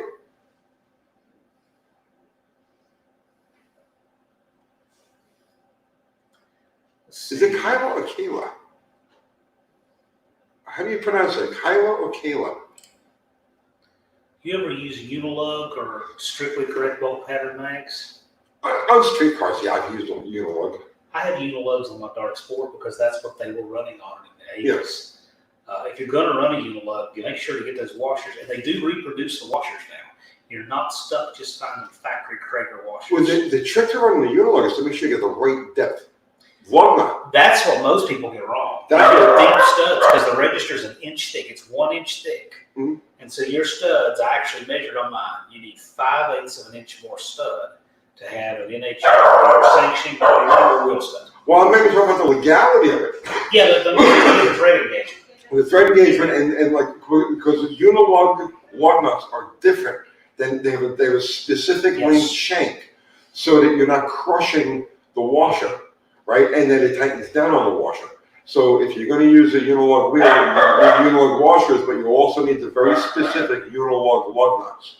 Well, so with a regular washer, you've got a tapered seat, a 60-degree tapered seat, and your threads go all the way down to the bottom of that. With the Unilug, it starts up here. So you lose not only the thickness of the wheel hub, but you also lose that depth of the lug nut. It's about 5/8 of an inch more stud is what you need. Tow hooks. I can't see you welding 2 pieces of steel in the front of that car. For Never happened. Never happened. Strap on the K-frame. Yep. All it needs.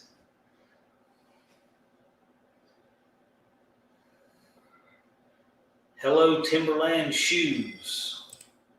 8K. By my pants. Oh, look at this. Zero. Zero. Where you been hiding, You're bro? driving. Everyone's cruising with me. $68. Oh, nice. Fantastic. Excellent. Tell everyone we said hello.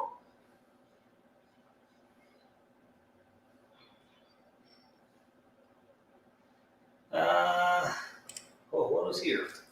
You side load the roller and it will cut a line in the cam lobes, running roller lifters on flat lifter cam and high RPM will fracture roller supports and destroy. You would never get to high RPM. I don't think you understand.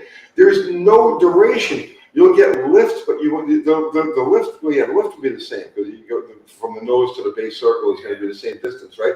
But there's no duration. You don't understand. Two completely different concepts as far as the profile of the load would be. It's completely different. What do you think about a 77 Chrysler Cordova 400 big block as a platform for quarter mile? It's been done. The Cordova is a hard car to work with because it's heavy. Like by the time you're done stripping out all of the things that made it like that luxurious, easy ride, music, cruising, they're a little bit hard. But yeah, I mean, why not? And tell you what, the 400B is a great engine. You can't beat a 400. Mark Good wants to know my trip. I'm going to be putting a video of the trip when I get back. I got 3 separate videos. One is from Arkansas with Joe. One is from Louisiana with Hayden. And one is from Jake's Dragway from yesterday. Am I in it? Yeah. I like being in it. Yeah. He'll be in there. He'll be in there once or twice. Oh, good video. Any plans to go higher than 100 shot on bottle rocket? I don't think it's necessary, but Just enough to get your number. Honestly, I mean, seriously, once we've put the number up, right, and it's an arbitrary thing, right, but once we've at least established that it has a number, at that point, that car's going to be no time. I want to go grudge race it. I want to have fun with it. Have you ever tried the Chinese? That's all I need to read. You ever tried the Chinese factory 318? No, I would not use those under any circumstances. But for me, never. Never. I don't care if I have to dig a set of heads out of still water and take them out and try to extrude hone them and beat the valves out with a hammer and put new seats in and just make these chunks of iron into heads again. I would do that before I run Chinese aftermarket 318 heads. Ricardo Montalban driver, Corinthian leather, Yeah. and the Cordova. It's fireproof. That's right. Fire resistant. It's fire resistant Right. Corinthian leather. I bet he even has a 5-point harness made out of Corinthian leather. And tattoo in the back for ballast.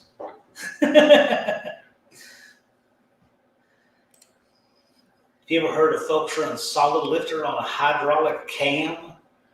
I've heard of it, but it's not a good idea. The ramps are different. Yeah. The ramps are different. There's a lot of engineering that goes into a cam Yeah. load. Well, I shouldn't say the ramps are different.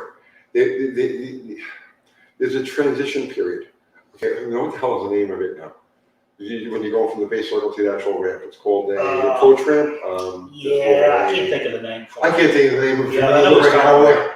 This is the kind of thing that usually It's just spits right out of my head. It's the area before the 50,000s. Right, Yeah, right. that's, I can't think They're of the name. contoured differently, hydraulic and solid. So that's where you have the problem. That's the main difference between a solid and a hydraulic grind, right? The lift and the duration is the same, right? The ramps are the same. The ramp rate's the same, but it's the approach ramp that's different. It's the way the lifter rolls onto the ramp. To be fair, it's spot on here. Rotors are very heavy compared. Yes, they are. Yeah, they are. Yeah, my estimation would take them 40 pounds off the front. Unsprung weight, That 40 car- unsprung pounds. That car could get under 3,000 pounds to that swap. It will.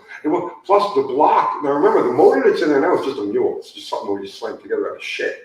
I'm building a nice motor for the car, a nice 318 for the car.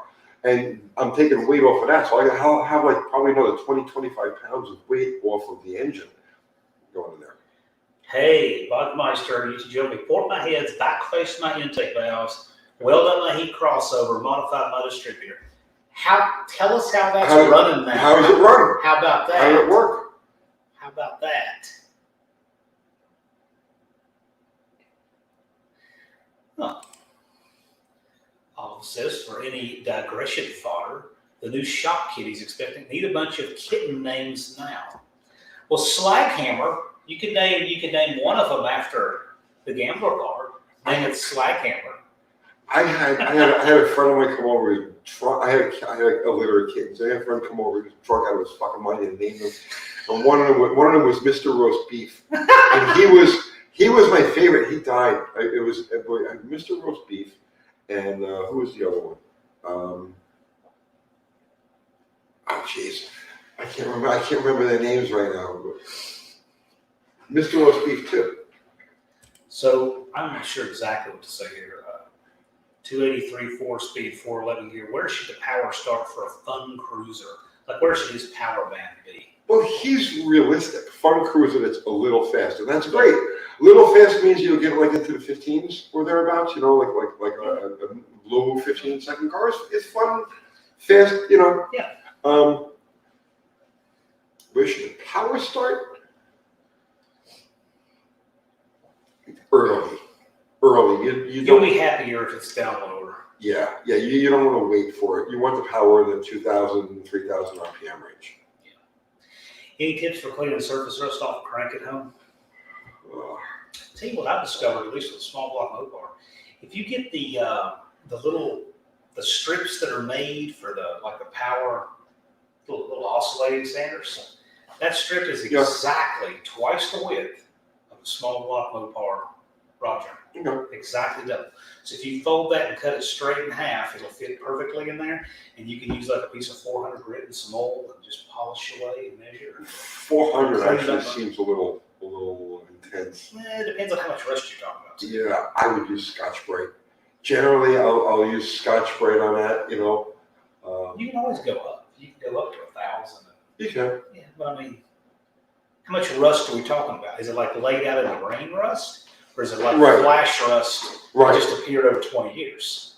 Right, yeah, laid out in the rain rust, no. You need to machine it. You need to machine it, right. Yeah, with surface rust, I guess he's right. I mean, I've used strips of light abrasive like that in the past too. But well, oil it. Or make sure it's oiled, right? And you know too, I'll tell you what, you don't even think of this, right? What is the surface of the crankshaft that you're cleaning? Because if it's just a naked cast surface, right? Oh, yeah, it's not a hard crown. Yeah. Then what he's talking about, even doing with not even a hard crown, just nitriding, right? Yeah. Even when he's talking about just even like with a 400 grit, you could turn that thing egg-shaped, like it knows how to fly, right? Yeah. So make sure that if that crank's ever been cut and it hasn't been nitrided or tough dried or chromed, then do not use any sort of roll of abrasive cloth like that. Then stick with Scotch-Brite, or something you can just, lightly polish out by hand. Well, the big thing too is measure it too. You should. Well, it's always a good practice to measure it before and after. People don't measure that stuff enough though. So measure it, 90 degrees, so that you're both here and here. I do it 3 spots. Yeah, but to go across the journal. Yeah. Because you don't want your journal to be tapered or out around. Yeah, and if it's a V-style motor, right, you're talking about a rod journal, measure the very center of the throw, okay? You usually see like a tarnish mark in the center there because nothing ever rides on that part of the journal. So you can get an accurate measurement from that and then measure it to where the rod's ride.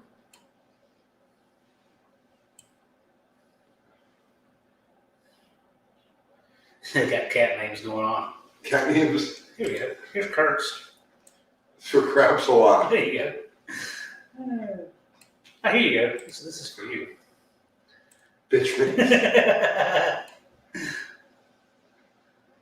Emery cloth. Yeah, it's something fine. You don't want to get too crazy with it.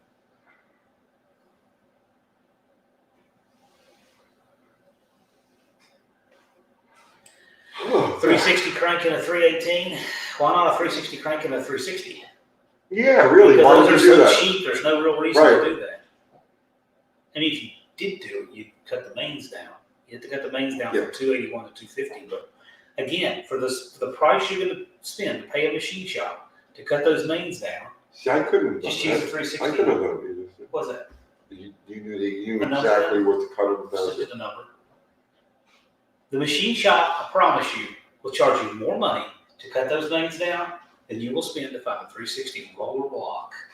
You get that 360 roller block for $100. He's right. It's just, and then you get 90,000 more board. Yeah. Just free. There's just no reason to do it. That's why people don't do it. I bought a couple Chinese intakes and the castings were better than factory. Well, okay. I believe that. I mean, it could be, but My friend Ralph went crazy. He had a Jeep 4-liter. Roadrunner Ralph. Roadrunner Ralph. Yeah. Right? He had a Jeep 4-liter. He said, can I borrow you? Can I borrow you in the shop for a day? I was like, yeah, sure, no problem. So, like, a day goes by, a week goes by, 2 weeks goes by, the truck's still in there. What the hell's going on? And he's like, I can't get this thing to stop. It's sucking air. I can't figure out where it's coming from. And it was a factory 4-liter Jeep. He had taken the intake apart to do whatever, went to go put it back together again. And once it had been taken apart and put back together, it would not seal. It had moved around that much. Like, I guess it warped, it had a thing in it that and then once it was unbolted from the head, that was it. And it would never go back. Bruce just tuned in from New Zealand. What's happening, Bruce? Yep. I like this guy's screen name. So I don't know what the question is, but I want to get this. Four flights of red lights. Red lights. You got it. Oh. Changed phone. Okay, so you're that guy. Okay. All right. There we go. Your truck was stolen and never found. Oh, no. Ooh. Sorry, man. Well, I hope you find them and stick Look, them. you got a great new name. Yeah, you do. You do. That's a winner. Uh-oh. Andy's calling today. Oh, good night, brother, man. We will see you soon. We'll touch base in a couple of days. But you have to regrind. Yeah, you do. That's exactly what I said. You have to regrind them. Build up the mains. Well, yeah, you have to grind it down to 318 minutes. Benjamin C. Benjamin C's always got interesting stuff going on. The crank in a 318 from a 76 D200. Only light surface rust. Would it be cast or forged though? It's cast. It's cast, but for sure, look at the parting line. If the parting line is like 3/4 of an inch wide or something like that, and the counterweights are a little more rounded on the edges, that's a forged crank. But they're good cranks. Those the cast cranks is all you good need to cranks. do. That's a cast crank model. Yeah. Yeah, cast cranks. My friend Robert ran 1,020 horsepower big block Ford factory cast cranks. Never anything different. Car ran an 838. All of my cars have cast cranks. Yeah. Well, let me think. Before I say that, let me make sure that's true. No, a couple of them may have forged cranks, but most of mine have cast cranks. And what I'll do is I get one. I'll take a 440 apart. It's got a forged crank in it. I sell the forged crank, and it pays for everything I need to put the cast crank in there because I have never had a crank failure. Because it's cast, right? No, man, they're lighter. A cast crank is about 4 pounds lighter than a steel crank, equivalent for like 440 crank. So yeah, nothing wrong with cast crank. Greenway says, "How's the '73 Roadrunner?" There's one sitting out there. Yeah, no, sitting over there. Good car. Yeah.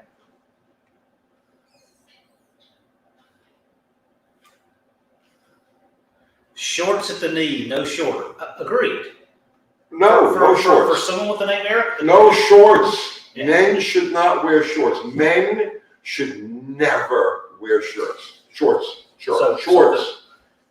Something my mom says, you have men, and then you have men in quotation marks. Men. I'm gonna tell you this right now. Okay, take this to the bank.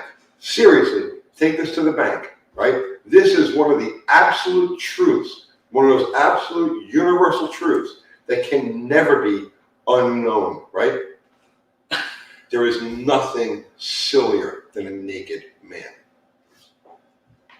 Done.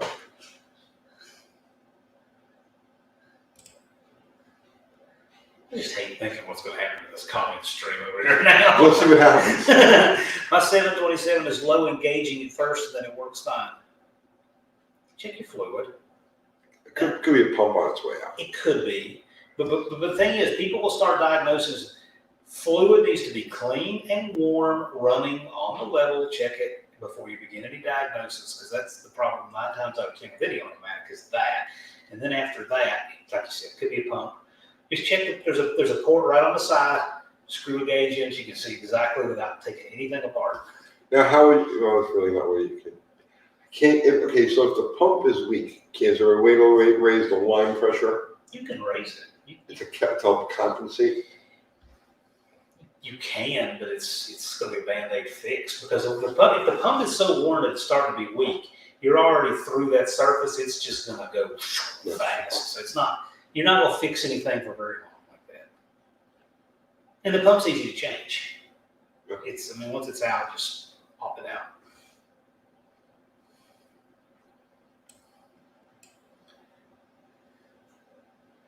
Kilts. Okay, so how do you feel like we do that? Kilts. Okay, look, we have to make some exceptions. Right? I can respect the kilt. I can respect the kilt.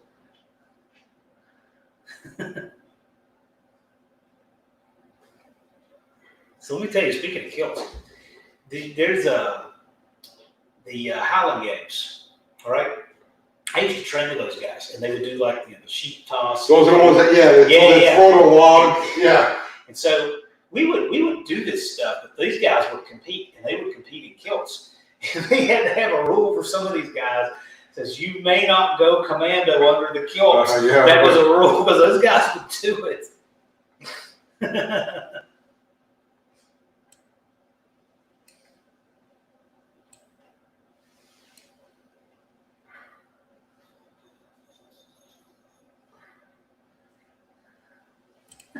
I wouldn't doubt that.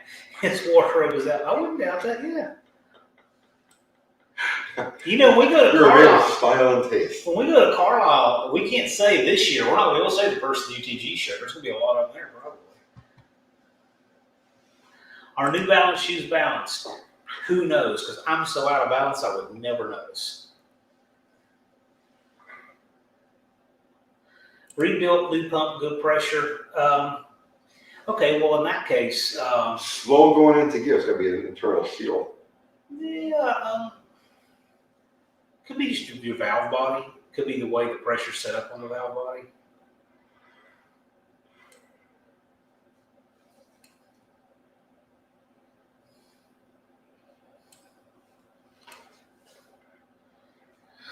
Piston seal, could be.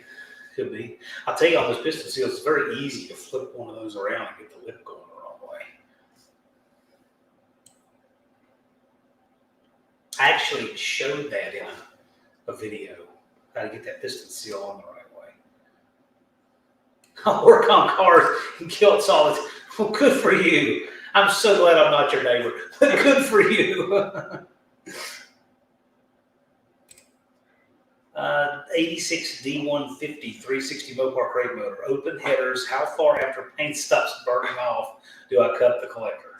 Right after it. Yeah. Yeah, but like give it half an inch, and cut it there. That's what I got one guy who refuses to wear fucking okay, he's around, okay? I'm just gonna say he's around. We're gonna say who he is, right? Because he's probably watching. He doesn't like to wear shirts, right? Like any shirt, right? And he was like, he kept coming over to me and having me like, can you look at this? Can you give me a hand with this thing? And finally I told him, motherfucker, do not come near me again unless you wear a motherfucking shirt. I mean, I was ready to just rip his head off,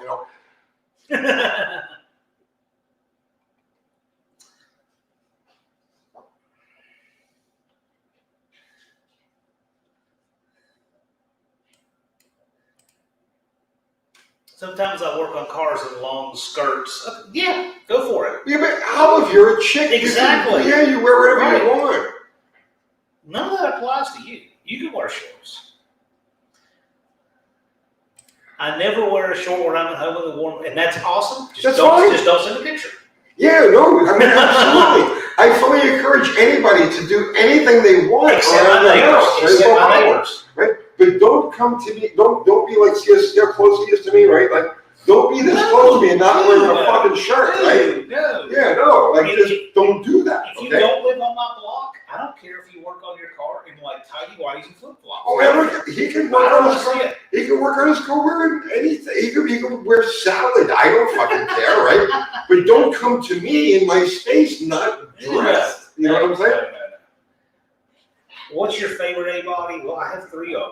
I have a 68 Dart 270, a 70 Dart Swinger, and a 73 Dart Sport 340.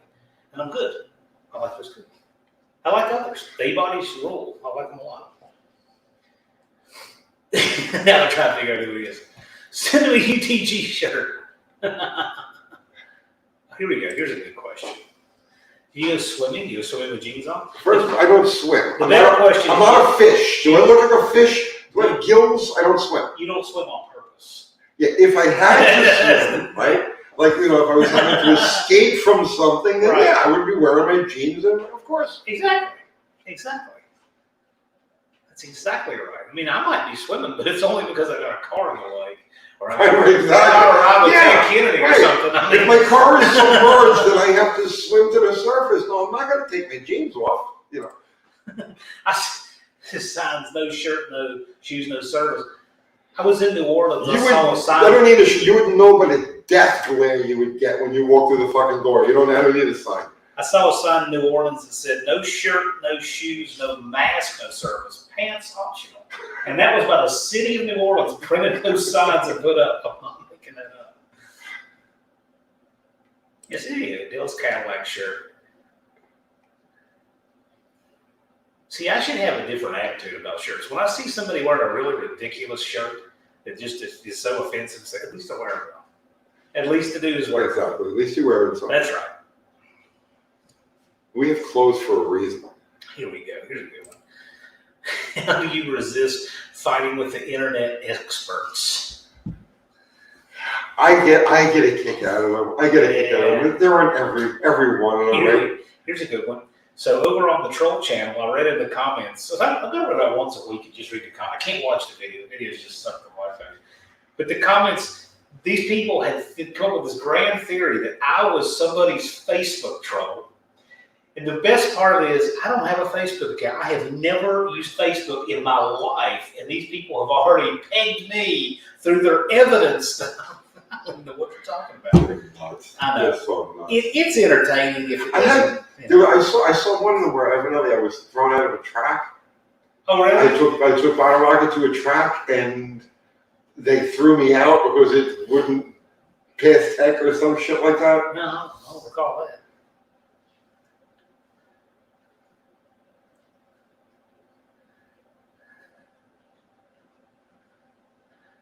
What? UTG crop tops okay for an oil change? On a guy? No, they're not. No, yeah. No, not at all. No.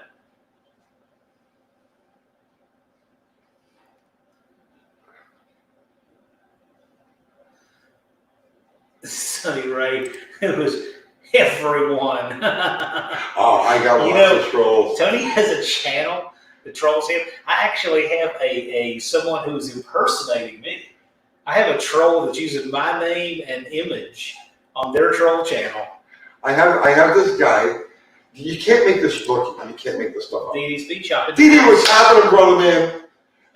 YouTube commenters are the smartest people on earth. You heard that? There we go. That must be true. I've actually got this guy, right? His name is Brian Cabral. He has a channel, right? You can't make this stuff up. Could you make this up? If I told you this was the case, right? Would you ever? Listen to me, right? So this guy, he's a real piece of work. He's got spiders like tattooed on the back of his hands and shit. So he makes videos about me. All he does is make it. So he's got like I looked at this a couple of weeks ago. He's got like over 400 videos about me. He does more videos about me than That's I all he do does. videos. That's all he does. Okay, so check this out. He's got like no teeth and spiders on the back of his hand. This is the channel, and every channel is this. It's his head in a dark room for 20, 25 minutes hating Uncle Tony and me. That's all every This video. is the most awesome thing I've ever It's seen. amazing. Brian, if you're watching this, man, Oh, you know he is. That's a silly question. Brian, please don't ever change. Just keep being you, brother, man. And if you ever want to come on the channel, please, Yes. by all means, just let me know and we'll get you on here. Yeah, Like now for real. we have this StreamYard thing, For real. so Yeah. I can put 2 people on here, 4 Yeah. people, 8 people. There's a thing. We'll do it. A whole conference of it. If everybody from the channel wants to come on Sure. here, please do. Yeah, you got it. We can have him and his groupies and everything. I love this shit. Uh, There is no higher honor than having a channel. his life. This guy revolves has around- dedicated his life Yeah. to making videos about me. Yeah. I guarantee you that a chunk of your 184,000 subscribers have come because they're like, of that. It's increased your reach exponentially. I don't think Freiberger has a troll channel. Wait, I have 2 troll channels. You do. Because I got him and I got this other That guy. other one was sprung up. So there's this other guy named Darth Henny, okay? Oh, yeah, you got another one too.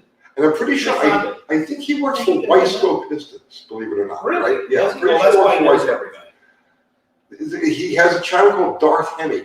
So he made a couple of videos about me, right? And now he makes, see, I recognize his work, right? I recognize his work. He's got like 5 or 6 different identities. Sketchy Dustin. That's Sketchy one of Dustin those, is one of them. And then he's the guy that posted the Freiberger and Dulcich video. You can't make this up. Yeah, don't see stupid shows. He says in the description, for real, see if you can read that or not. Okay, you gotta get that closer. It says, this channel is based on making fun of the hack Uncle Tony's Garage. Look, there it is. Right That's there. the description of this guy's That's the channel. description of the channel. There you go. I have at least 3 channels that exist to troll me.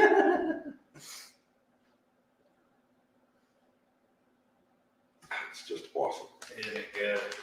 That's how you know you've made it in life. When you can trigger, You got a guy to when give you up can his trigger life. guys that have spiders tattooed on the back of their fucking hands, you're living right. Okay. So I don't like to talk about it, but I'll say this. He lived like 57 years of his life. What did he do with those I have no years idea. before he had you to hate? I couldn't imagine. He's 59 now, right? What did he do with that life before he just found the thing that makes him happy? I couldn't imagine. Okay. God bless him. Please don't ever change. Yeah. Do not ever change. He can't. 261. Yeah, I will tell you, can I run 30 degrees total timing on an 88 Dodge D250 with a 2-barrel Hollywood wires running the computer in the fender? Well, it's not a computer in the fender. It's an lean bird, 88. isn't it? It's a lean bird. Yeah. It doesn't have a vacuum advance, right? The The distributor vacuum doesn't have advance a is in the vacuum lean bird unit. But that's what I'm saying. That's the easiest way to tell if the car's got a lean bird. Yeah, you can. You can run 32 degrees total time. I don't see why not. Yeah. You would be better off if you did away with all of that. You'd be better, Put a yeah. conventional distributor in it. Exactly. Yeah, just get you a regular distributor.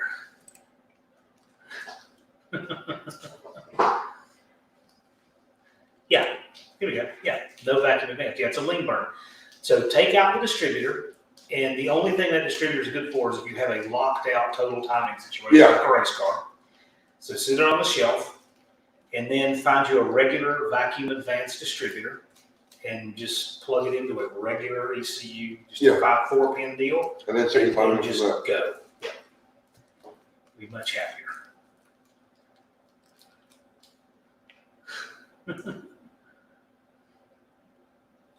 Oh, what was that?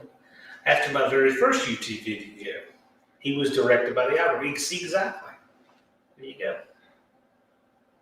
That's the thing. The troll channels think that they're like putting a dent in us, but No. no, they send traffic this No. way. You know what? So I got that impersonator channel. This week, without putting up a video, I've gotten 80 subs. Yeah, well, the guy, it's a helpful thing. the guy that put up the Dolce Freiburger video, right? Is that Darth Henry? Yeah, I'm pretty sure it's Darth Henry. And Darth Henry's too. That thing got like 28,000 views. They got more views than like a lot of my regular videos. Do you have any subscriptions? Yeah. How much? You made you some money. You literally made some money off that. The troll guys are making me money. I probably got I got about 1,000 subscriptions from that Don't Be Stupid Shows video. That guy made, and he does not monetize. He got 6 subscribers. He made you money. He didn't make any money off of it. That's what I'm saying. Please don't ever cheat. Keep doing what you do. Dakota says guarantee. All right, I'm going to see all the comments. When I have 5 comments that says it's time to give Dakota his second time out, he gets it. All right, we need 5 comments. If there aren't 5 people that want him timed out, he gets to just live again the timeout coming in 5. Tony, what tobacco do you smoke? Bugler. I smoke Bugler. Chicken versus cat. That's a good. We're entering the weird hour where we start to have these type of questions. Chicken versus cat. I've been having weird hour for a few hours now. I'm tired. Right. Yeah. Okay, this thing just jumped a bunch of them. So David Leonard says it's the home of the lightweight self-ventilating race piston. I don't know. I've never run. I have one bed to say. No, I've run Ross. I've had good luck with them.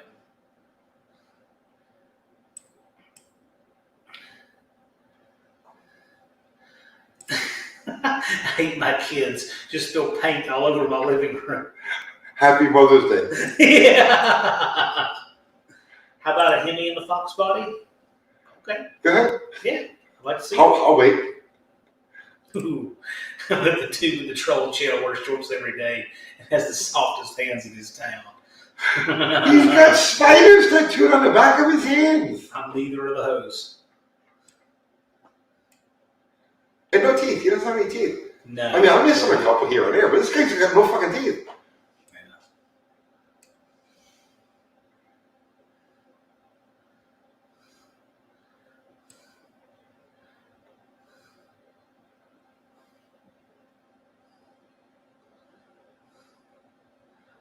JE pistons? Yeah. That would be a waste of a Hemi? Perhaps. Yeah, why wouldn't you just put a Coyote motor in it or something like that? That truck, that white Ford truck that ran Bottle Rocket, was running the other lane. He ran 8.0s with that thing. He ran a Coyote motor in it. Went by and asked him. That was a mean truck.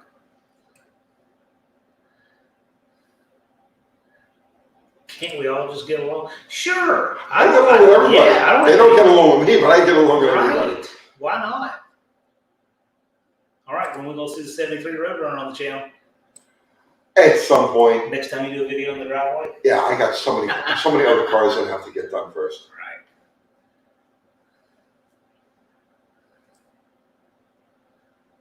.383 is way underrated. I would agree. We did a whole video about that. Yeah, those great engines. I like the big bore 383, 400. Bottle Rocket was almost a 383. It was a viewer's choice because I was going to put a 383 in. I figured they would pick 383. I was a 318 vote. Yeah. In fact, when I cast my vote for that, I said, I'm sure I'll be in the minority, but I would like to see a 318. And I was not. It was 2-1, 318. The choice was I had a 383 sitting on the engine stand in the garage, and I had a 318 laying upside down in the bushes in my backyard. And I said, okay, so which is it going to be? Right? And it was like 2-1. 2-1. The people picked Wasn't even 318. close. That 318 just lifted something up and it was just laying there in the mud. Yeah. But that's how 318s are supposed to be, just, you know. Oh, Benjamin C. voted 383. I'm telling you what. Well, somebody just says about the hood. Well, the hood goes on the Miata. Well, the hood closed. Yeah, the Sway 6 sits like 8 inches lower in the car than the fourth row did. Yeah, this much is true. So I got handy wood at the track.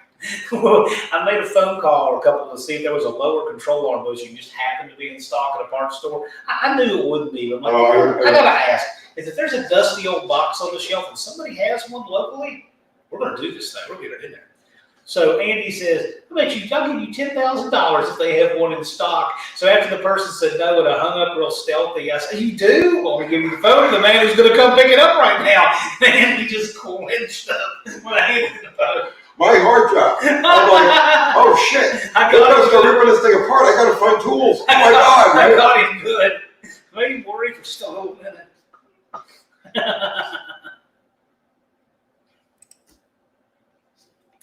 Our 383s are pretty strong running engines. Oh yeah, those are great engines.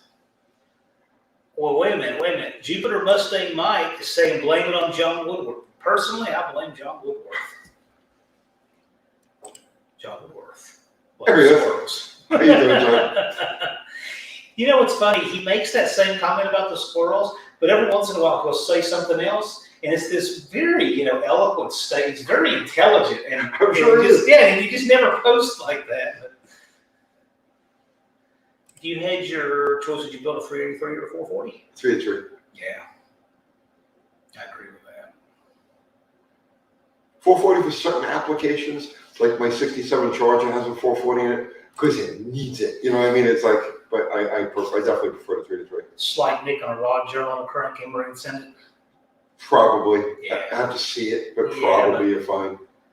I would say the big thing is make sure that thing isn't sticking up at all with nickel bearing.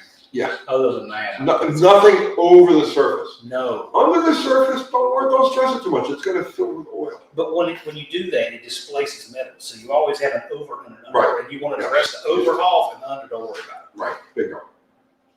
What you said. I had a nick on one. I got a nick on one at the 318 grade. Oh, I got it. It happens. Just dress it. It's okay. Engines are a lot more forgiving than people give them credit for. When you take an engine apart with like 400,000, you see stuff, and I'm telling you, the machine is, that could never have run that way. Yes, it did. But it's amazing what it did run with. 84 Fifth Avenue, yes, Yeah. do it. That's great. How come you never mentioned 413s? They're small bore and uncommon, but Just Mopar Joe just did a build on a 413 on his channel. It turned out great. They're great engines. It's not that I don't mention. Okay, so why do people mention 361s? You know what I mean? It's like, there's a lot of, why don't people ever mention the 198? There's a lot of very unremarkable engines out there, and not that there's anything wrong with them, they're just not remarkable. Yeah. Is there a huge difference in later 318 versus earlier ones? If you're talking about the A engine, the polyhead 318, giant, huge differences, right? You got basically there's three different distinct generations of 318, where the only things that are interchangeable, let's say, are the cranks and the basic block assemblies.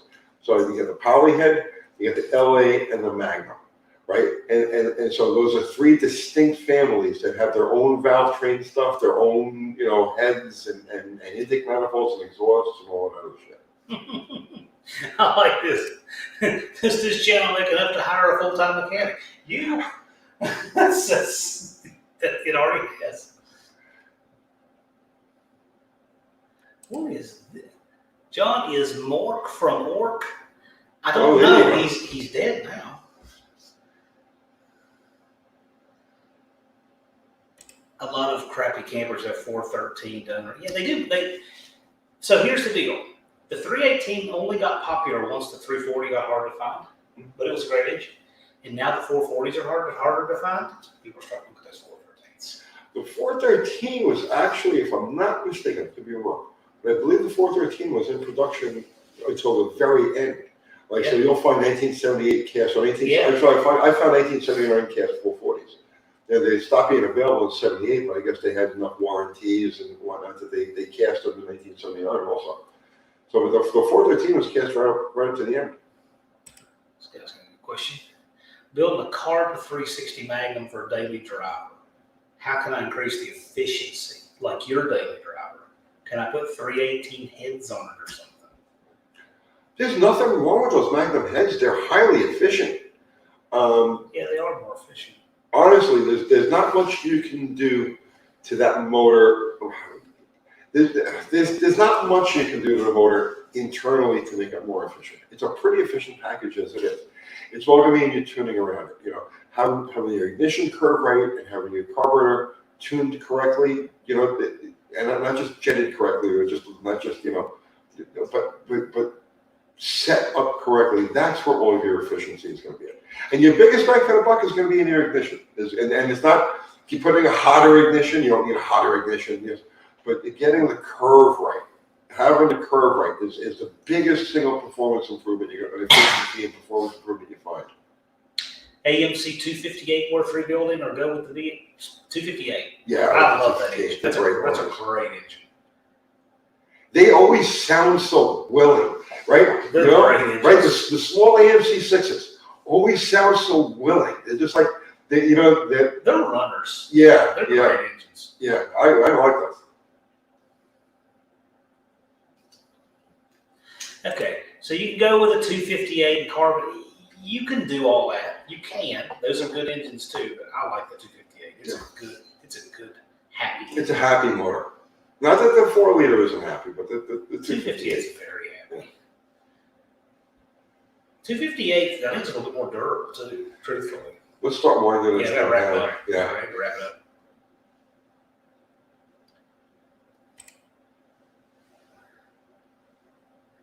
With the candies? What? Oh wait, like the can. My cousin lives down that way and said the ones I sent aren't sold in the USA. Huh. Kathy's got the sweet tooth. She's inside. Yeah, no, but thank you. Full restoration on my 2001 Pacer X Mercedes-Benz crossover, 413 or 390. Whoa. He's doing something. Full restoration on my 2001 Pacer X Mercedes-Benz crossover.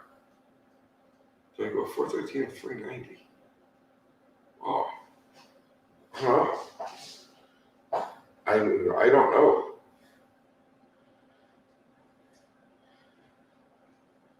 What are you looking for? I was going to show a picture, speaking of Mercedes. Can't find it now. Well, I mean, if you're doing a full restoration, wouldn't that include the motor? So you'd be restoring the original motor? Or you're hot rodding it? Speaking of Mercedes, apparently, once you have a Mercedes, you must have matching underwear. Jesus Christ. When you have a Mercedes, you have to have matching drawers. That was in New Orleans. It could only be in New Orleans. Yeah, where else would you see that? All right. All right, last licks, and let's shut this thing down. Yeah. If you got any good, we'll pick out like 2 good ones in it. Go ahead, go for it. All right. We'll wait for two good ones. And this one, talk about a 4.7 stroker. I'm not going to read it because it's a 4.7 stroker. Sorry.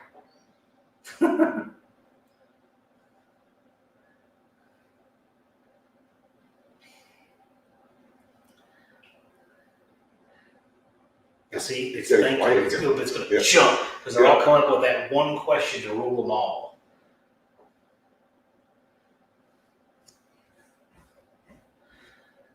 Where is the duster? It's in the backyard. Right outside that window. If he angled the camera a little bit more, you can see it. It's not a bad question. Electric or mechanical water pumps for LA Motors? Mechanical. Yeah. I agree. Do you really need the extra aggravation, agita, wiring, the question mark in your head, the extra sensor? Do you really need any of that shit? Right? No. Put a fucking belt on it. Call it a day. Be a man. Put a belt on it. Okay. I like this one right here. Okay. Stromberg or BBD? This Stromberg is such a neat carburetor, right? The early Strombergs had a 3-hole or 3-bolt foot, and the later ones have the 4-bolt, which is the BBD, same as the BBD. So you could actually take like a mid-60s Stromberg and put it next to a BBD, and you really wouldn't know the difference unless you were a small 2-barrel aficionado, as I am. Which they are my favorite carburetors. But yeah, I love the Strombergs. They Very nice, very high quality piece. Only because this guy has asked this one a couple of times. We Okay. want to help him out. Is it possible to modify a 1-barrel slant six kickdown to work with the 2-barrel carburetor? Oh, James, you know, the two, excuse me, I'm sorry, I don't mean to be, I'm really, Yeah. okay, This is it. This is the end of the yeah.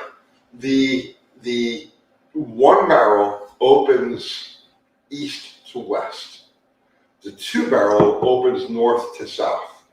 So your orientation of linkage is going to be completely different. The east-west opening 1-barrel uses a bell crank assembly to operate the kickdown linkage, and the where the 2-barrel doesn't. It's a direct shot.